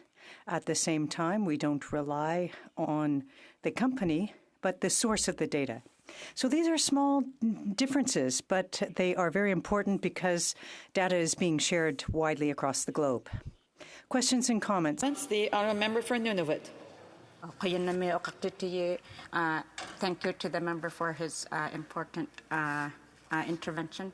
It's good to hear that they're willing to support this bill. I think I share the same concerns about the provisions for protecting minors. And the bill right now, as it is, doesn't provide very good guidance on sensitive information. And I wonder if the member agrees that this bill could be enhanced by providing more guidance on how to handle sensitive information in relation to protecting minors. L'honorable député de Trois-Rivières. The honourable member for Trois-Rivières. Accord. I fully agree with my colleague. C-27 is a good bill, but it's incomplete, especially when it comes to the protection of minors. We must take it farther because, as you know, minors today, first of all, they're vulnerable. But secondly, they're also the ones who share the most data without any protection. And they'll have to live with that for the rest of their lives. So I agree. And I hope that a committee will succeed in putting forth amendments that will be accepted by the government in order to protect minors. Questions and comments. The honourable member for Saint-Jean. Well, thank you, Madam Speaker. And I'd like to thank my colleague for his eloquent speech. We always learn a great deal from him when he speaks. I'd like him to talk about what will be done at committee, what he plans to do there. There's a great deal of work that needs to be done, because there are several shortcomings in it. And oftentimes what helps at committee is the opinions of experts. So what experts does he think need to be called? Legal experts, technical experts? Who would he like to hear from at committee? The honourable member for Trois-Rivières. Well, I'd like to thank the member for St. John for her question. In a bill like this, one that will have such an impact on society, I think we have to invite a broad range of people. Demographers, people who focus on the future, among other things, and we need to focus on these issues. We have to think about the world of tomorrow into the future, and we need to have the legislative maturity to hear things, even if they're unpleasant. Now, when we do a 360, we have to listen to all perspectives, and I'm prepared to do that. Member North Island Powell River. Well, thank you, Madam Speaker, and I want to thank the member for his important speech. I think one of the things that is a bit concerning for me in this bill is how broad and complex it is. It brings a lot of things into one place, and that can sometimes be a lot. And it's important for us to have a process where we look through that very closely to make sure nothing is left out, and that does concern me. One of the things in particular that I have reviewed is around the Personal Information and Data Protection Tribunal. Now, I did ask this question of the minister earlier today, and the minister was very clear. He felt that this is a normal process and no one should worry. But I am concerned because this tribunal will have the ability to overrule the new enforcement actions and fines imposed by the Privacy Commissioner. And unfortunately, the vagueness of the membership of the tribunal is a concern, with many of them appointed by the government. And I think today we know that it's very important that not only do we not have any conflict or any perception of conflict, both of those are important. So I'm wondering if the member could talk about whether or not this could be perceived or could actually be implemented in a way that allowed the government to use it as a political tool for the government to overrule decisions that they simply don't like. The honourable member for Trois-Rivières. Well, thank you, Madam Speaker, and I'd like to thank my colleague for her very pertinent question. At present, there are some distinctions to be made between the workings of the Commission, the Tribunal, etc., and I think we need to have greater powers for the Commissioner. But I normally sit on the Ethics Committee, but this time I'll be on Industry in order to ensure that we look into that type of detail so that we preserve justice and in a nonpartisan fashion, we evaluate the bill so that we can all be comfortable with it, because it will affect the lives of people for the future, everyone. So this it can't be used as a political tool, and it's not, but I want to make sure that it won't become one. We need to have clear lines between what the tribunal and the commissioner can do. There is some additional clarification required with respect to their roles. The honourable member Esquimalt Saanich-Sooke. Well, thank you very much, Madam Speaker, and I thank the honourable member for his very perceptive speech on this act. I wonder if he shares the concern that I have, is that whatever good provisions are here, a lot of my constituents do things every day online which put their privacy at risk, and they don't understand the implications of things that have become routine. And when I read through the bill and I look at this, I wonder how we're going to deal with that problem in the future, because this is very complex material, and ordinary consumers are giving up their privacy rights, not willfully, but because of the complexity of the issues. They don't really understand the implications for their privacy. The honourable member for Trois-Rivières.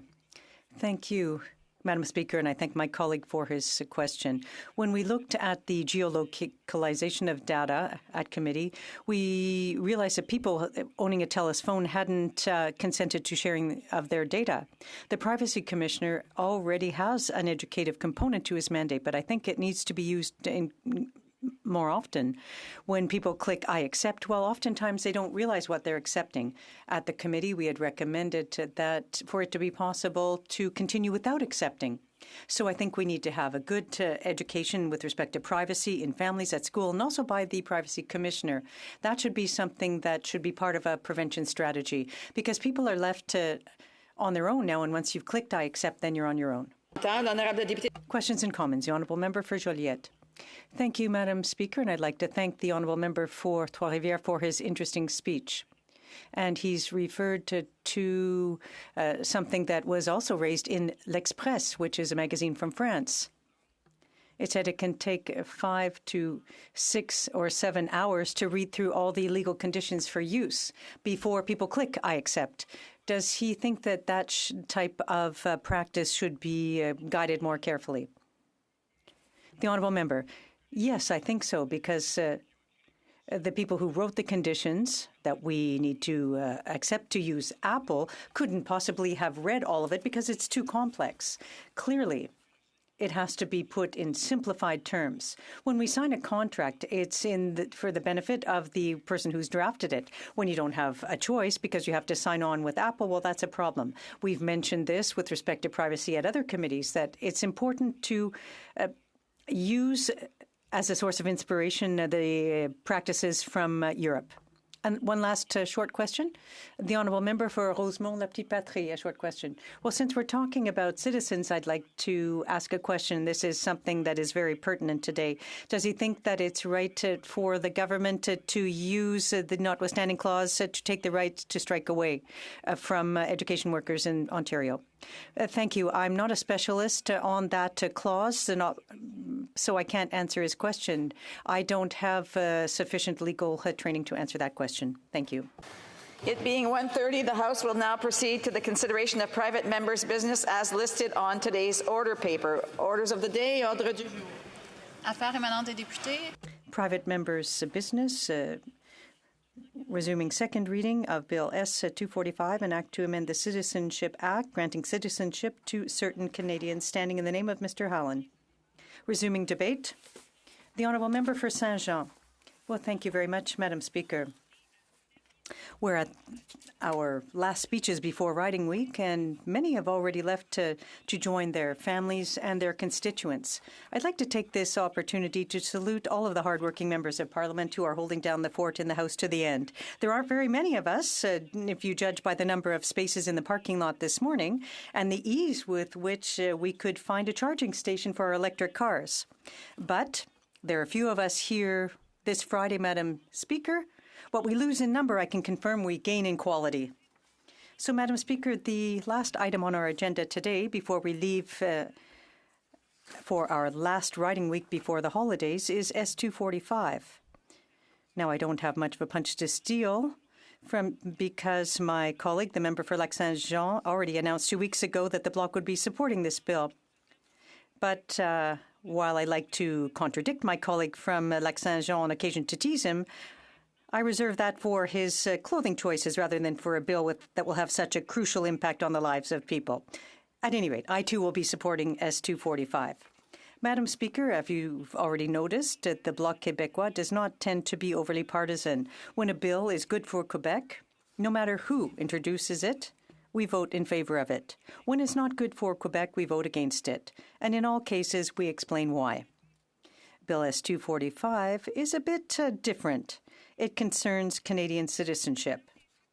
It concerns people who may live in Quebec, our constituents, but also people who may live elsewhere in Canada or even elsewhere in the world.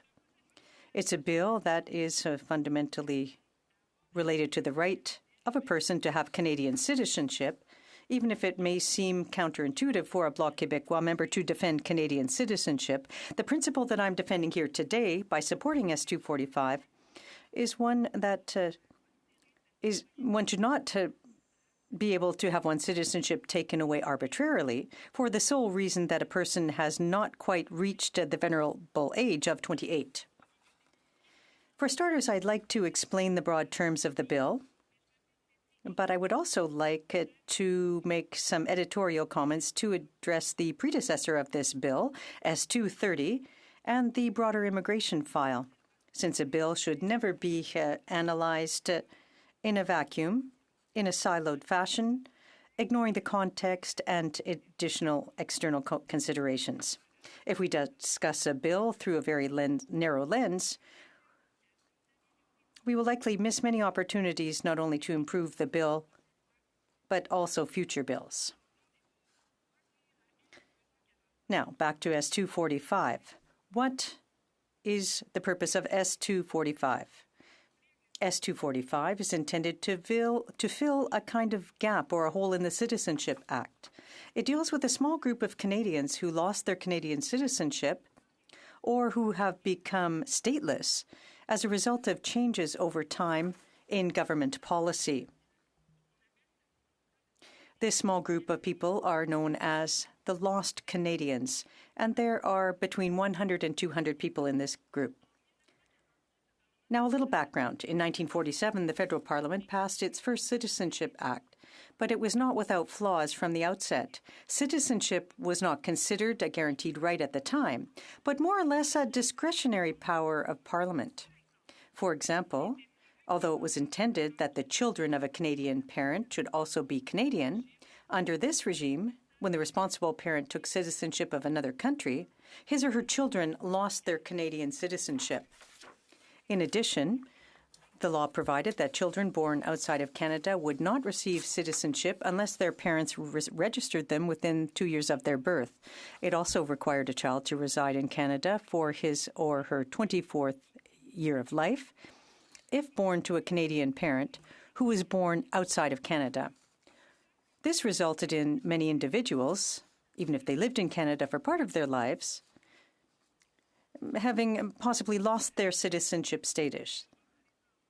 Finally, the law discriminated between children based on the context of their birth. In order to be entitled to Canadian citizenship under the law, a child had to be born to married parents. In 1977, an amendment primarily intended to simplify this citizenship regime. But again, the changes were far from perfect.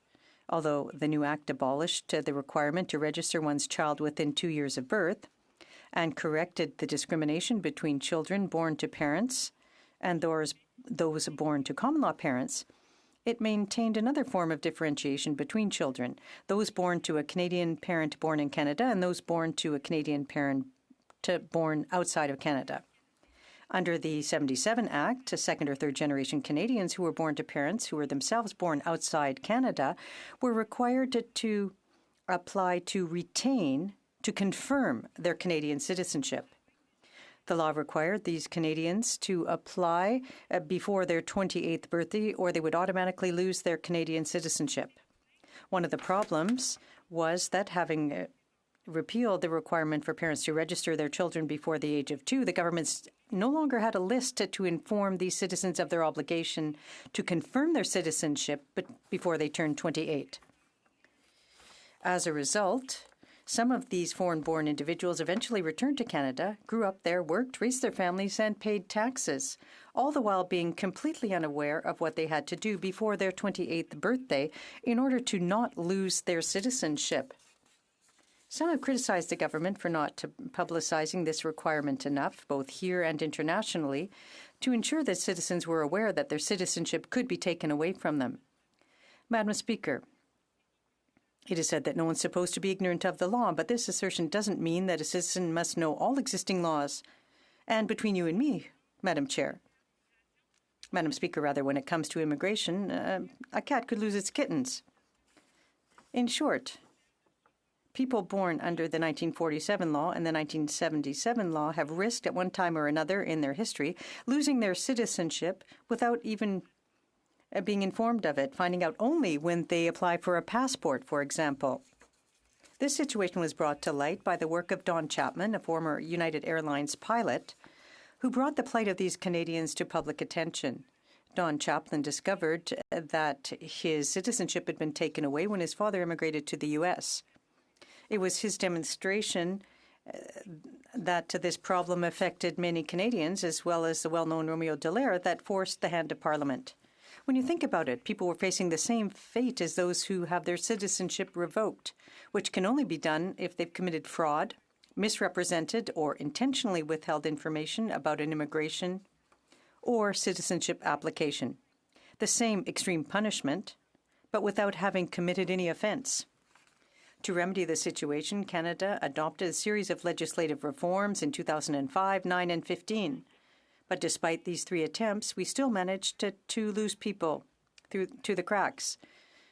Despite 3 previous reforms to the law, as of today, the requirement to reapply for citizenship before age 28 remains for people born between February 15, 1977 and April 16, 1981. I hope that the current bill will be passed unanimously, and this is where I will make my first editorial comment on the background of the bill. In the last Parliament, an identical bill, S-230, passed the Senate unanimously. However, it didn't have time to reach us in the House because the government called an election in the summer. When the election was called, my response to constituents who complained about the cost of calling the election, which was assessed at some $600 million, was that there was even an even larger and more serious unacknowledged cost, the scrapping of the work done on a number of bills and committee work. S-245 is unfortunately still a glaring example of this. My second editorial comment is about the government's management of immigration in general. Here we see that there are several reforms that were needed before the problem was solved, and that many constituents were left in the dark for years. Some things simply don't change. The machine is always broken, and yet using the argument of labor shortages, the government announces that it wants to increase the number of newcomers to 500,000 per year, while it's unable to manage passports, while permanent residence files are piling up and taking ages to process, while it's almost impossible to get a work permit within 12 to 13 months. When I ask businesses in my riding what would really help them with their labor force, it's not the government adding 500 people to the queue. It's that they start properly managing files that are already in the pile. In short, there's no shortage of problems to fix, and S-245 addresses just one of them. I will therefore conclude by humbly inviting the government to complete its work to repair and to put the Department of Immigration back on its feet before even considering embarking on any other new projects. Thank you very much, Madam Speaker. Resuming debate, reprise de débat, the honourable member for Edmonton-Griesbach. Madam Speaker, today I'm pleased to rise to seek the bill S-245, and I just want to extend my thanks to my honourable colleague from the Bloc Québécois who just spoke. I do also believe that New Democrats vote in favour of those policies that are good for Canadians, but will of course oppose those that do not. And so this is one of those bills that New Democrats do stand in favour for. It's a bill that would fix a very old and aging problem in Canada that has contributed to pain and suffering for families on a really basic question of who they are and their identity. It's a shame that our country has done this, and it's now time that we remedy this. But the bill must go so much more further. Madam Speaker, Indigenous people in Canada have long welcomed folks from other parts of the world so that they may find refuge, they may find peace, and they can find prosperity here on our lands.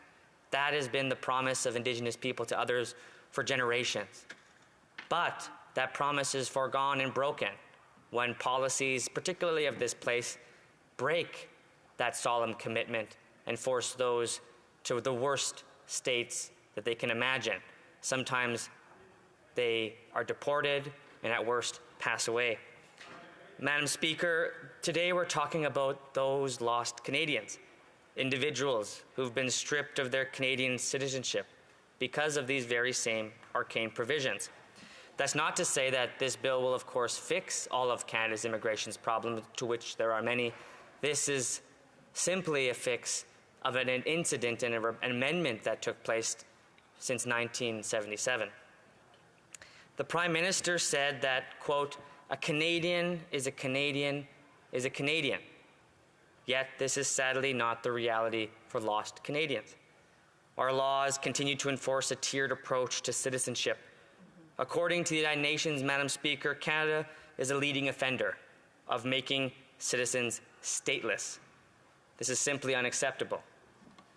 It is long past time for Canada to right these wrongs by fixing our laws so that nobody is forced to once again lose their Canadian citizenship. Bill S-245 is a step in the right direction. It's a step that New Democrats have called for and fully support. This legislation leaves many behind and does not go far enough. What we need is to fix the issue of lost Canadians once and for all. Bill S-245 seeks to fix the long-standing issues of the Age 28 rule. But, Madam Speaker, what is the Age 28 rule? Well, the Age 28 rule was introduced, like I mentioned, in 1977, Citizenship Act, and meant that second-generation Canadians born abroad had to reaffirm their citizenship status before their 28th birthday. Seems simple enough, but Madam Speaker, here's the catch.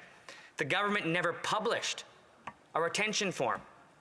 They never instructed those individuals that they had to reaffirm, and for those affected, they were told a retention requirement, never told a retention requirement even existed.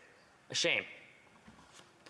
Now imagine that you're a Canadian citizen your entire life. You shop grocery stores in your community, send your kids to school, you go to community plays, you do all the things that everyone else in the community is doing, but terribly enough, you're sent away to a police station and told and informed you no longer have citizenship. This, in fact, happened here in Canada. In 2015, Pete Giesbrecht of Manitoba was sent to the police and was informed that he had just 30 days to leave the country. Otherwise, he'd be deported. This caused shock and disbelief. Even reading the words today, Madam Speaker, I'm shocked. He had carried his citizenship for 29 years and had lived in Canada since he was 7 years old. But because he was born in Mexico to Canadian parents who were also born abroad, the Age 28 rule applied. In order to regain his citizenship, his Canadian-born wife sponsored him and spent thousands of dollars on legal fees. No one should ever have to go through this. Yet, because of convoluted and arcane provisions in the Canadian immigration laws, people in this country have been unjustly stripped of their citizenship, an injustice that must end. New Democrats have raised this issue for years, but successive Liberal and Conservative governments have failed to address the issue. The Conservatives have even managed to make the situation worse. The Conservatives said that they were going to fix this issue when they were in government and introduced a bill entitled Bill C-37 over a decade ago. The bill did remove the Age 28 rule. Very good. But it was not applied going forward. Therefore, it did not allow Canadians who had already lost their citizenship to regain it. Those who turned 28 prior to 2009 were simply left behind. When Bill C-37 was introduced, they had an opportunity to help lost Canadians, to fix this problem, the problem we're debating here today, Madam Speaker. However, it failed to close the gaps in our laws for thousands. Even worse, it created a two-tier system of citizenship, with second-generation born Canadians losing their ability to pass on citizenship to their children altogether. A shame. This is simply discriminatory and wrong. In fact, this is not the subject of a charter challenge calling on the government to change these discriminatory practices. Bill S-245, as presented, will leave these Canadians behind again. New Democrats will be putting forth amendments to finally address these outstanding issues. And I call on my colleagues and members of this House to look at these amendments and to truly help us fix this system. To stop the second-generation cutoff so that second-generation born abroad Canadians can continue to pass on their citizenship to children, a very basic part of their family's identity and reunification. There's also war heroes that have been left out, Madam Speaker. The first Governor General of Canada in 1867, right after Confederation, said, quote, "We've just created a new nationality called Canadian citizenship," end quote. Yet, according to Canada's immigration laws, Canadian citizenship did not exist prior to January 1, 1947. That means no soldiers who fought and died for Canada in the battles like Vimy Ridge or D-Day are Canadian. Bill C-37 failed to fix this. In reference to Bill C-37, quote, "And the government has confirmed they're leaving out all of the war dead pre-1947. So the war dead in Canada were really just British. We might as well just scratch the maple leaf off their headstone," end quote. Don Chaplin, in February 7th, 2014, reported. It would not be fitting to recognize these heroes, soldiers, as having been Canadian soldiers, especially when, in law, they were. Madam Speaker, it's time that we truly address the backlog. Over 1.8 million applications. It was just mentioned in in this debate, that when we're talking about immigration in Canada, we have to take a sympathetic and compassionate approach to ensure families and communities, and albeit particularly children, are protected. When we talk about making sure our immigration system is robust and strong, it also means looking and addressing the issues of the past.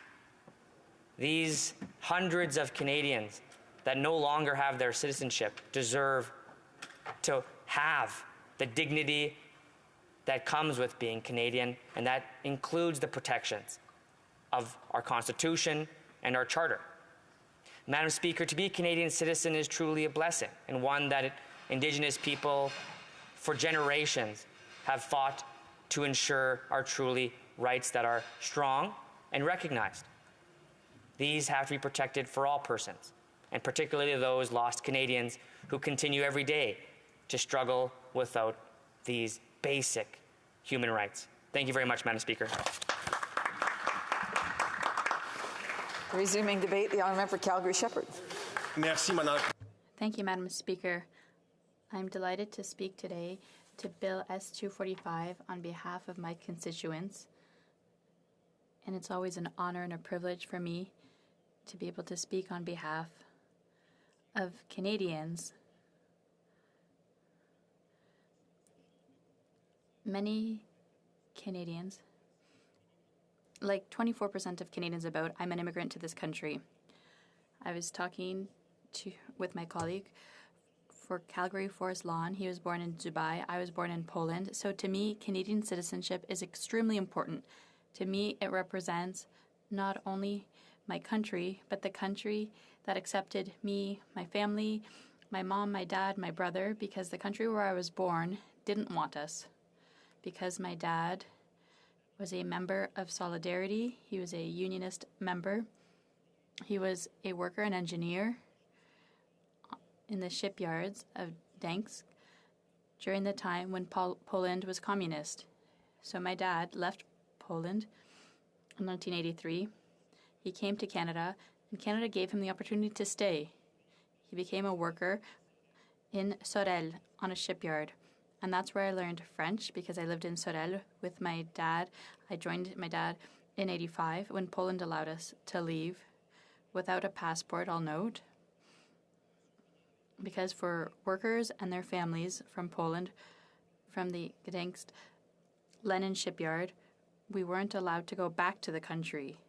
So to me, Canadian citizenship is my country and the great honor of becoming Canadian in 1989, and now the great honor I have to represent the people of my riding as an immigrant from Poland, an immigrant to this beautiful country that's given us so many opportunities.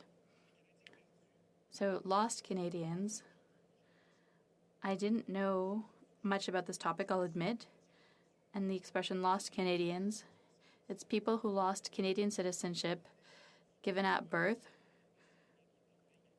They weren't eligible, even though they should have been. It's because of different laws and attitudes that a number of MPs have talked about and debated since the 60s and 70s. And then C-37, which was passed by a Conservative government to try to ensure that this loophole was closed, to ensure that the fewest possible Canadians were lost.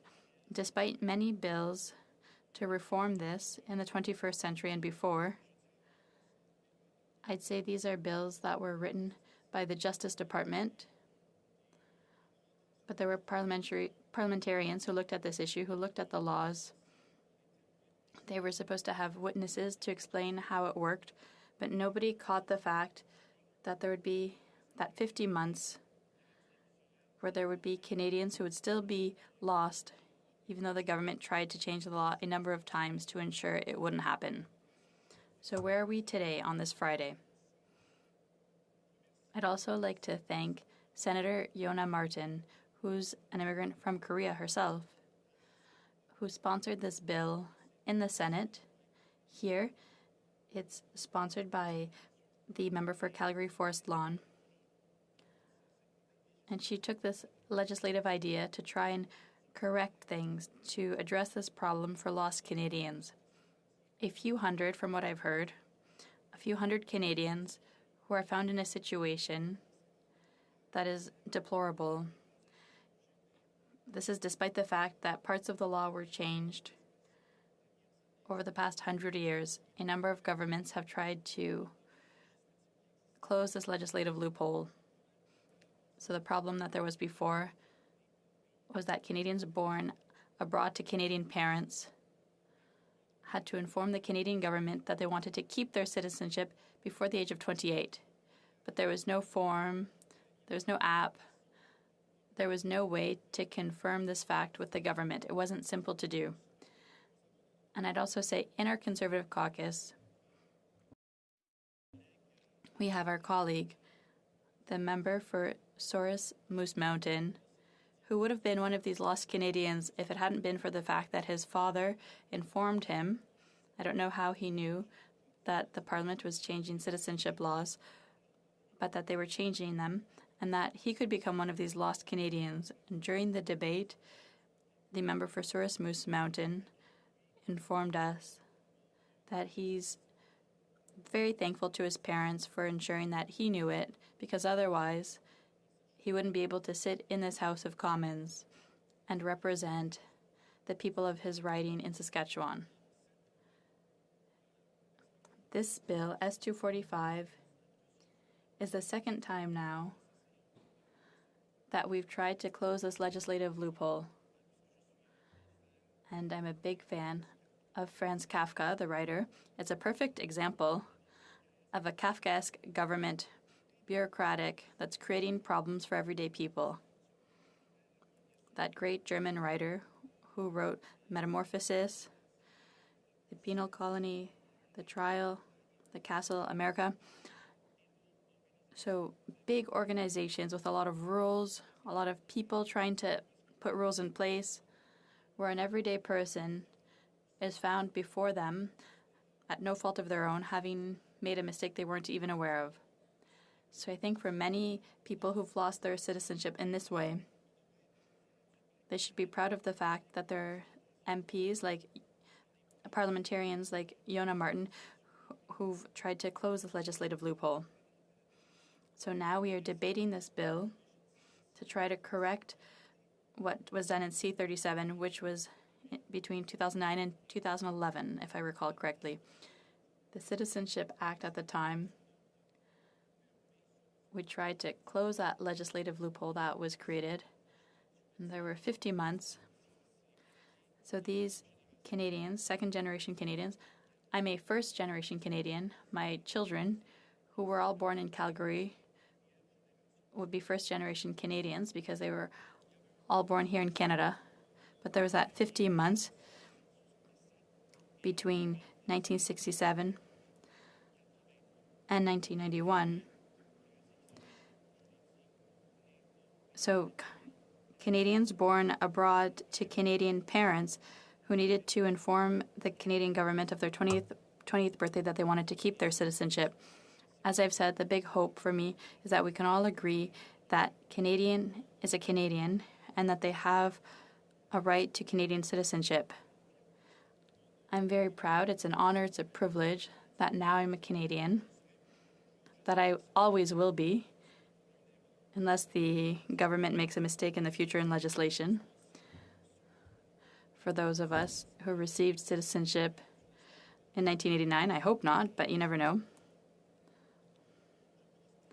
So I think in this bill, Senator Yonah Martin found the right wording to legislate. And in this House, there are many bills I've sponsored in the past, and I've debated with jury linguists, I think that's the right word, and with lawyers who work for the House to find the right words in a bill so that the goal I am seeking, the purpose I'm seeking with the bill, is really in the bill. Sometimes the problem is to find the right words and dates if we're trying to close the legislative loophole so that it can be done in the right way to address the problem that's before us. So I thank Senator Yonah Martin, but there are also other MPs and senators who've worked hard to ensure that this bill is here. So others is Noel Kinsella, the former Speaker of the Senate, Senator David Tkachuk, and Senator Art Eggleton, who all worked very hard to try to ensure that these Canadians would have their citizenship. So, Madam Speaker, in this House, I always have a Yiddish proverb. I have one in French. When we sweep the House, we find everything. And I hope that this time, with this bill, we will find all of the lost Canadians and ensure that they have their citizenship. Thank you, Madam Speaker. Resuming debate, the Honourable Parliamentary Secretary to the President of the King's Privy Council and to the government, just a second, I know there's another piece on that one, to the Minister of Emergency Preparedness. Sorry, the screen is slided a bit and I can't see that far. Thank you very much, Madam Chair, for recognizing me. You know what? My most preferred recognition will be the member for Ottawa Centre, because those are the great people who have given me the opportunity to serve them in this place, and it's always every single day an honor to represent my community. Speaker, I'm thrilled to speak on Bill S-245. And as I hear the comments from members who spoke, I too speak in support of Bill S-245. As somebody who is a proud Canadian, very much like how my friend from Calgary Shepherd spoke about a Canadian who was not born in Canada, a Canadian who came from a country where my parents were also were politically persecuted and had to find a new place to live where they could live freely. Now, my family and I came to Canada in 1988, and one of the greatest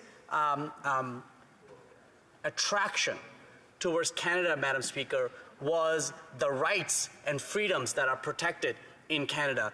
especially by virtue of the document called the Charter of Rights and Freedom, an incredibly important constitutional document that protects all our rights.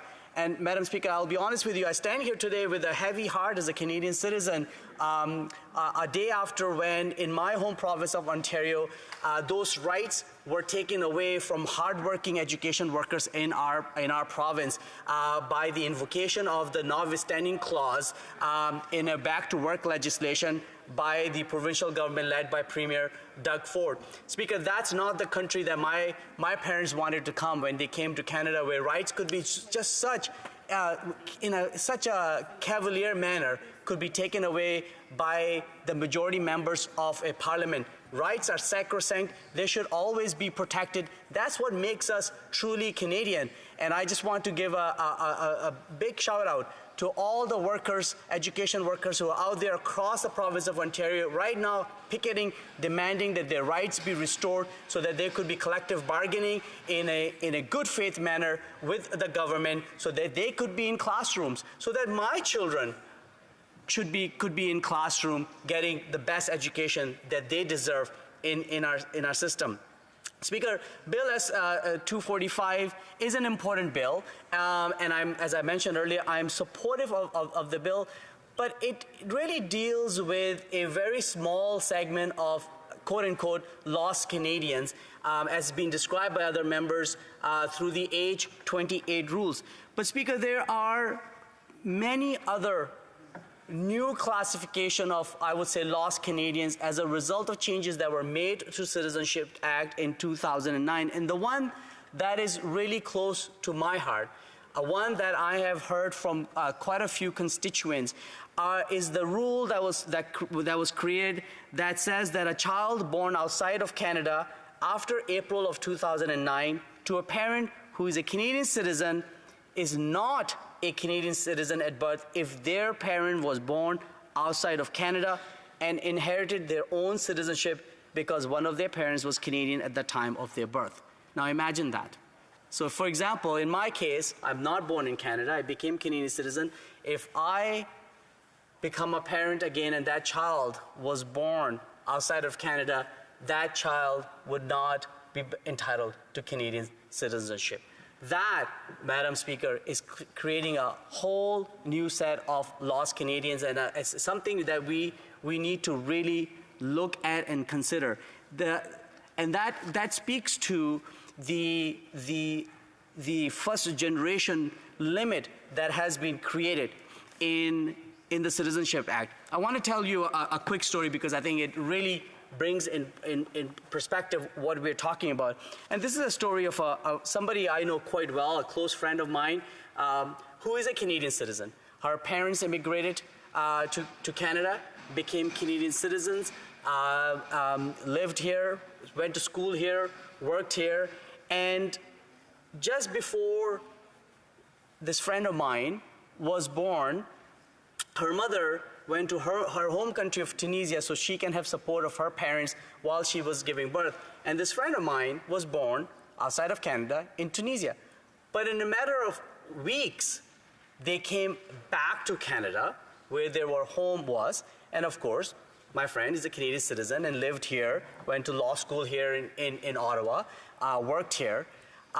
Then eventually, as many Canadians do, she decided to go and work abroad. So she went to Europe, she went to England, where she got a legal job. And there she met her future partner, and they got married. They live in France now. And in 2013, and I believe in 2015, she had 2 daughters. Now, unfortunately, as a Canadian citizen, she is unable to pass her Canadian citizenship to her 2 daughters who were born after April of 2009. In my view, Madam Speaker, that is a lost Canadian generation, and it's a first generation limit that needs to be really addressed. And I'm sure if we looked around in our respective communities, we will find many people in the same position. It's a situation, Speaker, that creates an unequal model of Canadian citizenship. And really, in essence, we're saying Canadian is not a Canadian. because by the virtue of the fact where they're born. It is really of paramount importance even now, Speaker, because so many of Canadians, people who become Canadian citizens, are immigrants. They are coming from different parts of the world. I'm really excited that the Minister of Immigration just a few days ago announced that we will be bringing by 2025 about 500,000 people per year into Canada, which is absolutely necessary. We are a big country, but with a small population base. We are growing, and we need more people. But all those people who will come as immigrants to Canada are born somewhere else, and many of them may end up living after becoming Canadian citizens somewhere outside of Canada and having families there, and may want to, of course, come back to Canada. And we need to make sure that those children who are born of parents who were born outside Canada remain Canadian citizens. So it is creating an unequal model of Canadian citizenship and Canadian identity that needs to be resolved. It is also arguably a violation of Canadian Charter rights and freedoms by virtue of Section 15 and Section 6 of the Charter. But I think, Speaker, what we're also doing by having this rule in place and not rectifying it is that we are marginalizing women in particular who are Canadian citizens who may have not born in Canada, because many of these women go outside of Canada for professional reasons, because they want to work in different parts of the world, which is fantastic because Canadians are known to travel the world, to live in other parts of the world, and contribute to the well-being of this great planet that we're part of. And then by having this rule, basically what we're asking those women is to pause their careers on hold and come back to Canada in order to have children. Speaker, I know my time is limited, but I really want to say that S-245 is a step in the right direction, but it is only resolving a very small segment of the problem. We have some other glaring holes in our Citizenship Act by virtue of the first generation limit rule. We need to look at those rules in a holistic manner so that we can truly give expression to a Canadian is a Canadian, which I fundamentally believe is one of the greatest strengths of Canada. Our diversity, our inclusive society exists because of the fact that we have this really well-defined pathway to citizenship. When people come to Canada as immigrants, they come so fully knowing that if they meet certain rules and requirements, they will have an opportunity to become Canadian citizens and contribute fully to this great country. But we undermine their capacity. We treat them unequally if we have different rules by virtue of the fact, as an immigrant, where were you born? And that's something we need to rectify. And I look forward to working with members along this chamber to fixing those rules to make sure that truly a Canadian is a Canadian is a Canadian. Thank you very much. Debate, reprise de débat.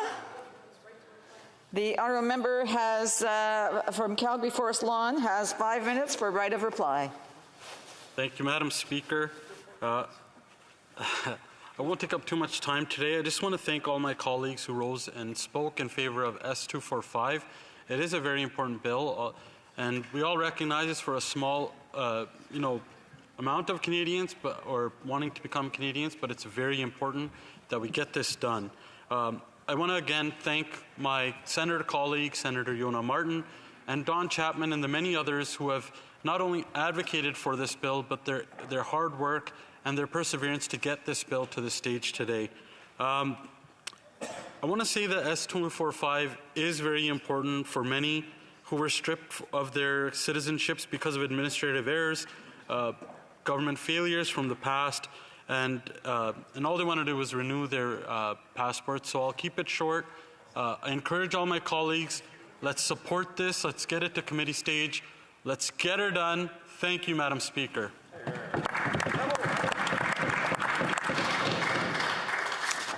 The question is as follows. Mr. Halan, seconded by Mr. Kitchen, move that Bill S-245 enact to amend the Citizenship Act. Citizenship Act, granting citizenship to certain Canadians, be now read a second time and referred to the Standing Committee on Citizenship and Immigration.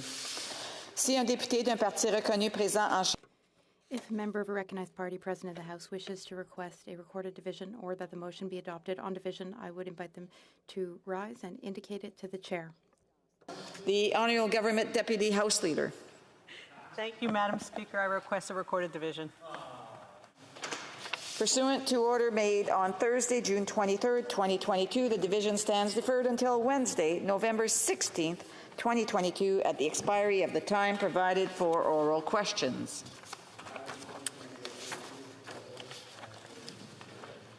Commis de 14h12. It is 2:12. The House adjourns until Monday at 11 a.m. Have a good weekend.